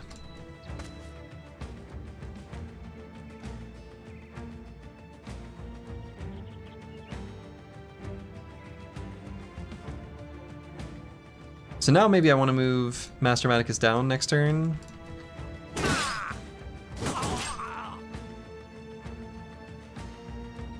mean, I guess I could move Plaguebird. Also, obviously no gifted 9 lives or fearsome. OP perks are unethical. Yeah, like if you appreciate a challenge, you don't take those perks. But, you know, I understand noobs want to make it easy, you know?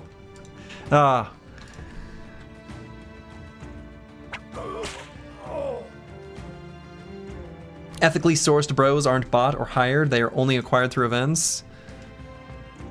God, now I feel like the shade is actually being placed on me.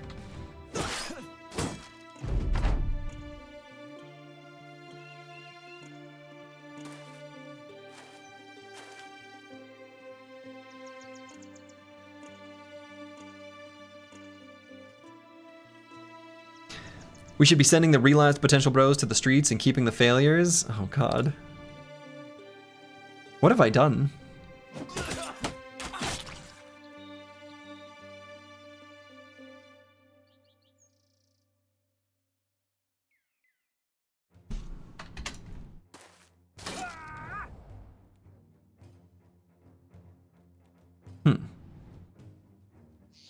Storgy was the proto-hipster of ethical play and he didn't even know it. The platonic ideal of ethical battle brothers. I had no idea I was setting such a standard. Really had no idea.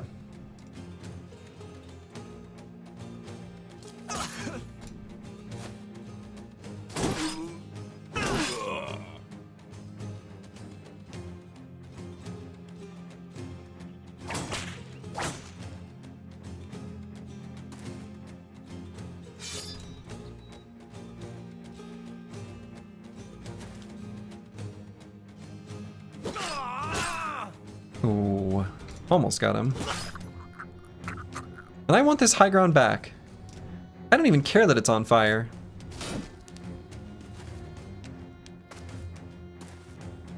Sturdy is guilty of trying to have fun. I mean, I do enjoy challenge as fun. So the sad truth is that I kind of feel a little bit of all of the things I just made fun of in myself.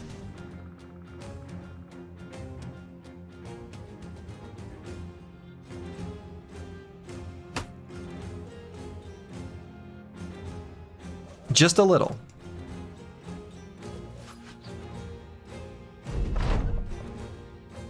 $411 on realized potential. Looks like we're basically rolling the hard 6 here. Also finally cut up a live stream. Hello. Indibilish. Yeah, we're not. If this were a baseball game, they'd be disappointed in our batting average. How'd I do with my sports reference? Oh, come on. There we go. Indibil is fine. Indibil is fine.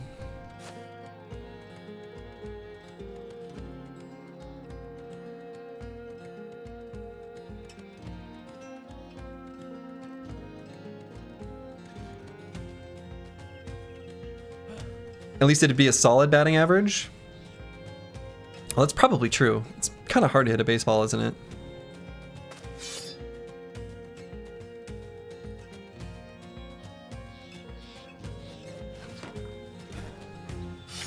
I want these Rondell daggers, so I hope they don't run away.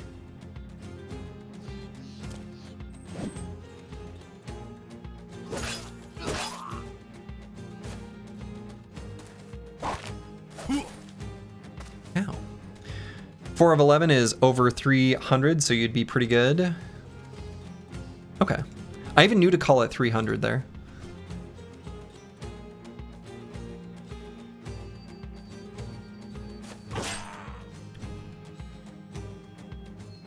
That is right? Pretty sure.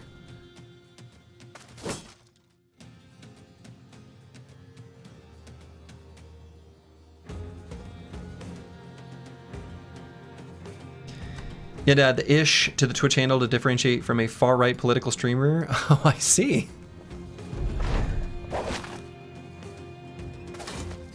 Never even... Good lord. I've never even heard of that person, which is probably for the best. Setaz just got punctured, and it hurt real bad, and it got it right in the lungs. Okay.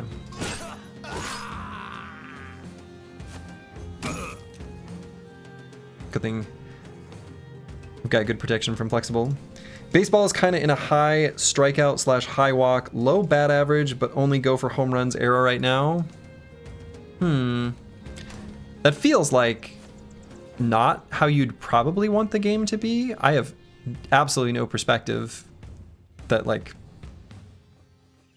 I can offer, except that that feels like that's probably not good for the game.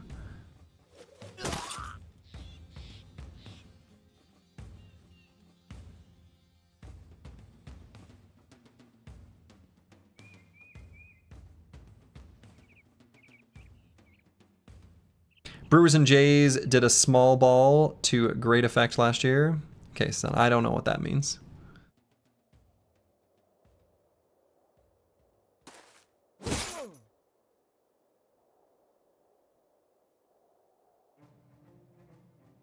All right, I'm gonna put a dog in the face of this killer. Oh, I can't.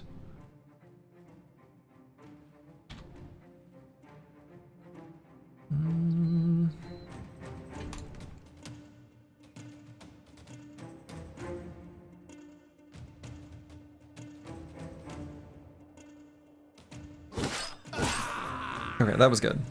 Small ball equals higher average, more steals, bunts, etc. Unethical. Hit a home run or go home. Okay. Okay, I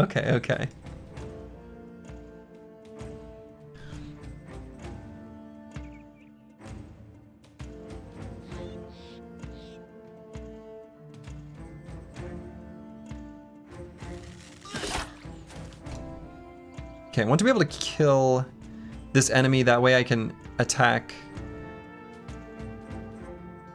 down there with Ulfadin. Actually, this is bizarre, but I'm gonna push this highwayman. That way I can get Ulfadin down to here and then reap to do more damage to the killer. And so then he doesn't get us around.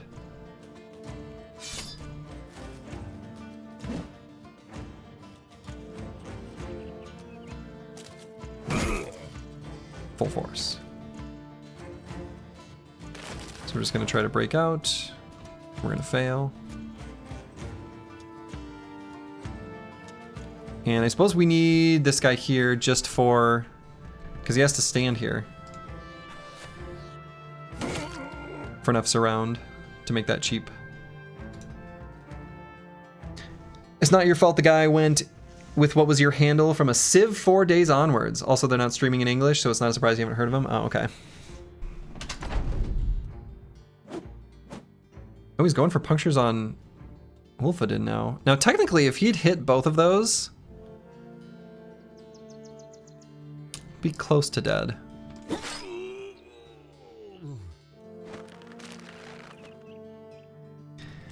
Yeah, I kind of had my name taken by some random dude who plays Team Fortress 2. You can look him up, like Slurgy TF2 Spy, because he was really into the spy character in that game. And it was pretty popular too. And he did an AMA once, where people are like, where did you get your name? He's like, I don't know, there's some StarCraft player from a competitive match I watched that had the name Slurgy and I liked it, so I used it. And I'm like, you can't do that. It was mine.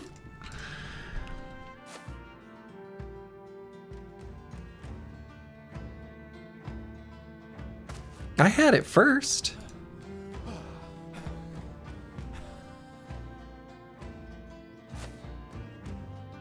Now that is unethical? That is unethical. That's right.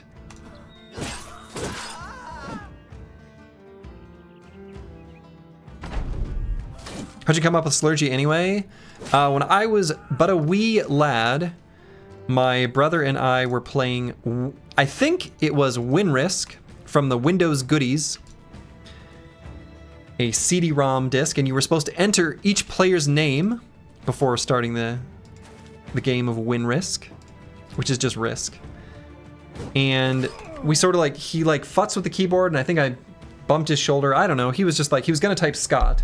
So his fingers were ready to hit the S, and then he just like blah, blah, blah with the keys, and out came Slurgy. And I've kept it ever since. So it's like a coincidental typo that I've had basically my whole life. Since I was like, how old would I have been back then? I might not have even been 10. I might have been a single digit age, I'm not sure. That's a cool origin story? Yeah, it is. It's a cool name. I like it. I'm gonna keep using it. All right, we got 2 rondelles. You love to see it. There's still potential daggering of noble armies in our future.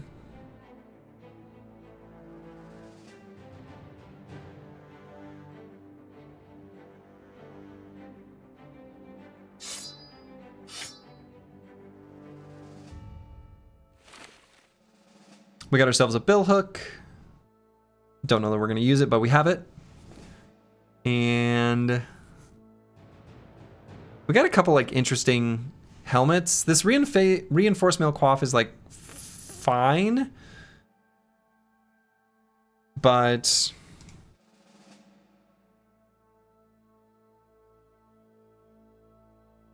I think we've just got basically better stuff. It's a cool name and origin story. I like it. I'm going to use it from now on.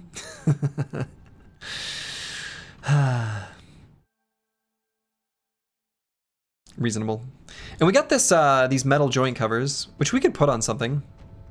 We just like slap them on with scale armor.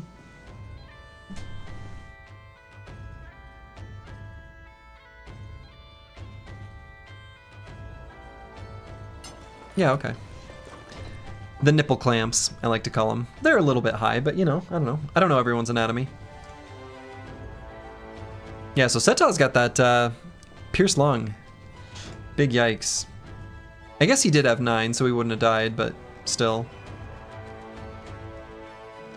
And how close are we? Oh man, very close.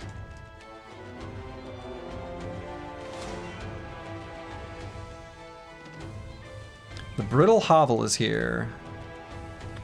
You lost a run today to 8 snakes. Gonna start again, as you should. As you should. Also, hello, Cruiser Complex.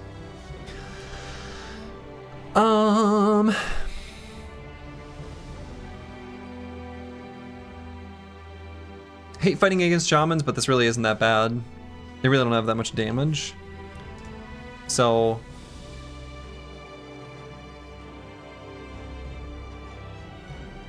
we should do this fight. It'll also be a way of working towards our ambition.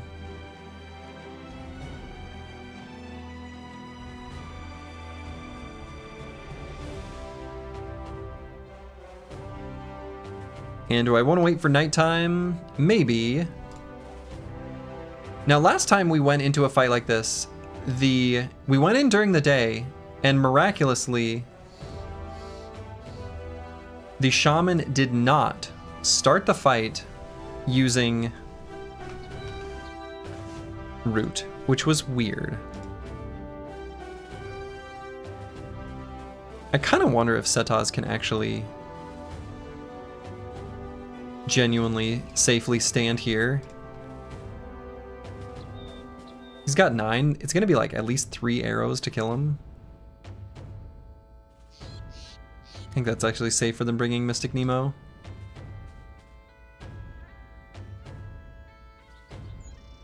If we start with the full shield wall, I think this is actually okay.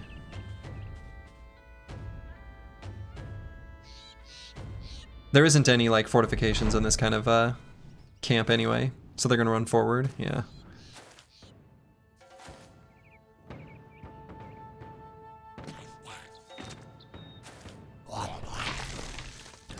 They can only root a single brother? Oh my god, shamans have been gutted. You love to see it. Fine with that. That's brilliant. That's glorious. That's, whew. Okay. All right. Fine. Great, wonderful, grand. Caca. So, lesser root. All right, so shamans have been split into 2 different units. That explains the very early on, I was shocked we didn't get company rooted. We didn't get rooted at all, but.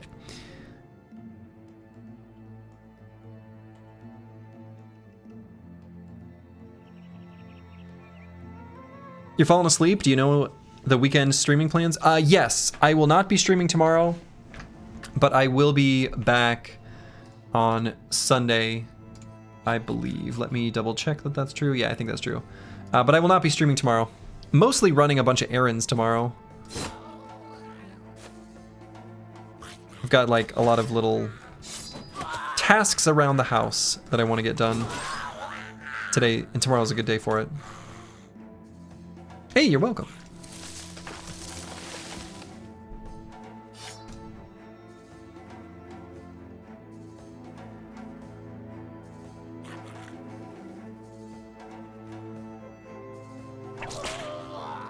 Ooh. Oh. Eldazar just whipped him in the head twice in a row.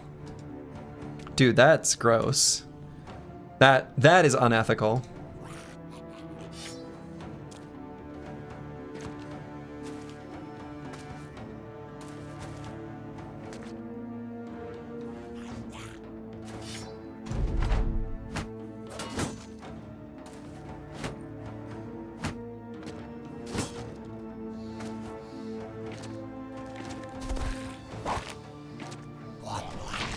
Some shaman, there's some goblins doing some crazy stuff here.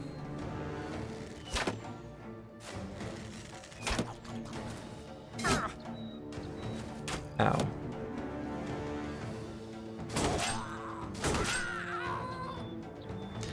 Your handle is just the name from a chieftain king from the Punic Wars. Catalan chieftain who battled the Romans with his brother. Kind of fitting as you and your brother started playing Civ 4 online together. That's cool.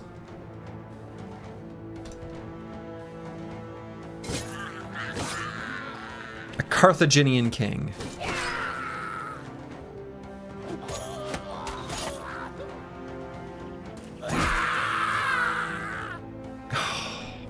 When goblins scream in unison.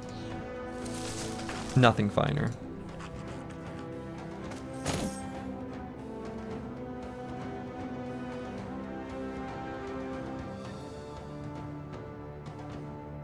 I see no reason why we can't just occupy this hex.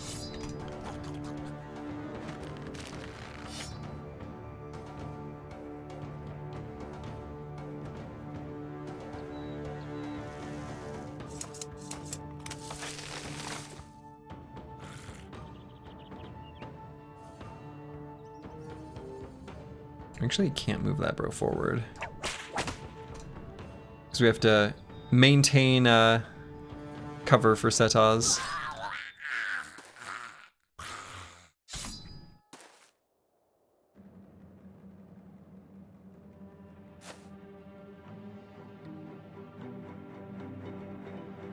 I actually can do take aim and then fire, right? No.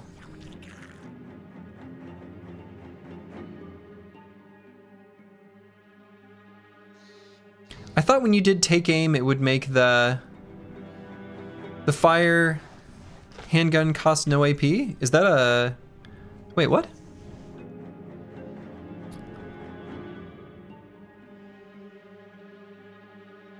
Oh, less fatigue, but still cost the AP. Oh, no. It's just the fatigue cost savings. I feel stupid. I knew that, actually.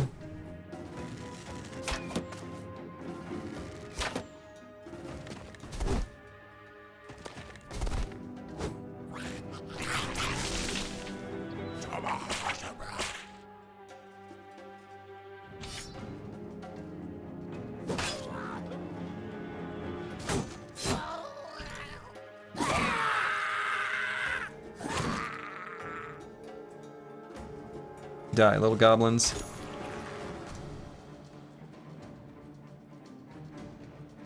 Did we give that Perry Bro Lone Wolf, or does he just float off formation? He does not have Lone Wolf, though it'd be kind of cute if he did.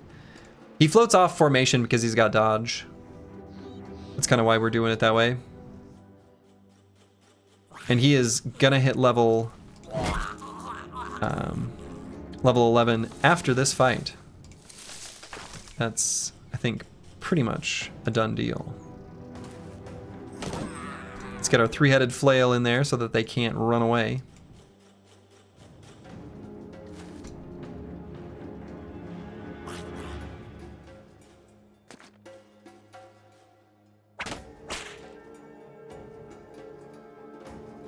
And Susage can go here, that's fine.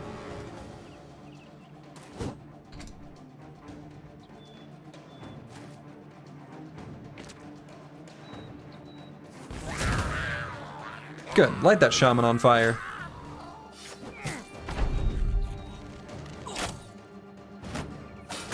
So are bros that whiff promise potential dead men walking, or do they have a use case? They're on borrowed time. They're short timers. They may have a use case. They might stick around for some amount of time, but their days are numbered. And the number is low.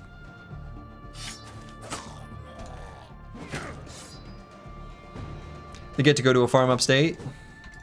I mean, they get a nice retirement severance package. If only all employers were so generous, you know? We're the good guys.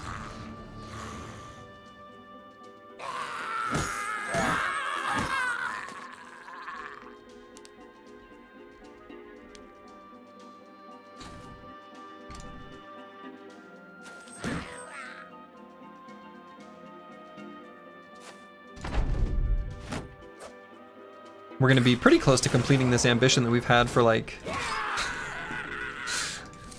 a very long time now. I don't know when we took the goblin ambition, but it was definitely not recently. Okay, I guess those two... I'm sorry, the Cruel Falchion has puncture?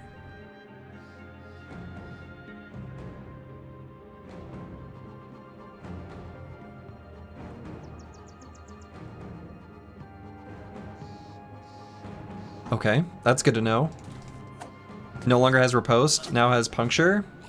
Yeah, I mean, I knew it was a sword dagger, but it didn't used to have puncture. Pretty sure it was riposte.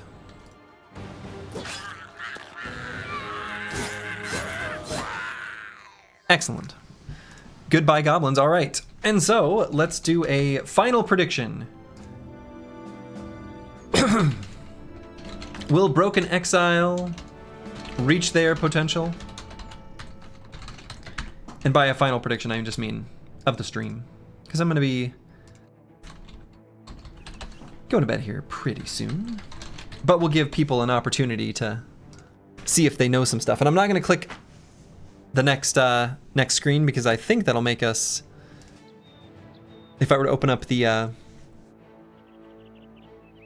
company overview, he would be selected. It 100% had riposte? Okay, I thought so. I thought Cruel Falchion was had the 3 AP stab and then had riposte. Looks like people are believing yes so far. Much yes belief. You love to see it. 100% yes.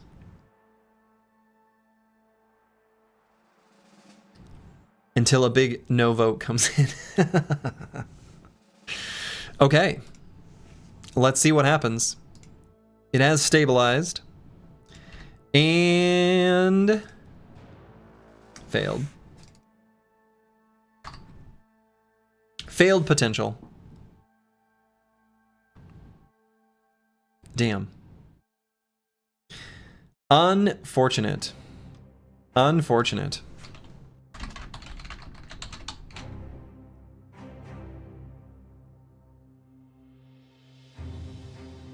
Yeah, womp womp womp. That ghost haunted him all the way to level 11? Yeah, yeah. What happened to 50%? Looks like we're cruising about 30%. Yeah, sure does. We are exactly 1 for 3. I mean, that happens pretty often. Yikes. Well, dang. Any other bros pretty close to... Yeah, we've got some bros that are close.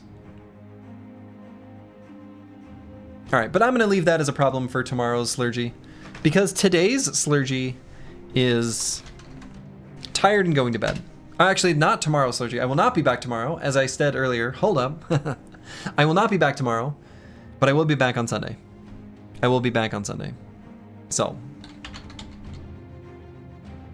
I will put the information in the Discord, but yeah, that's where I'm gonna call it for the evening. I should be back on Sunday, and it probably will be an EU-friendly start time on Sunday, to be determined. I'll let people know when I know, but that's what I'm gonna call it. So until next time, wherever you are in the world, make it a good one. Ta-ta.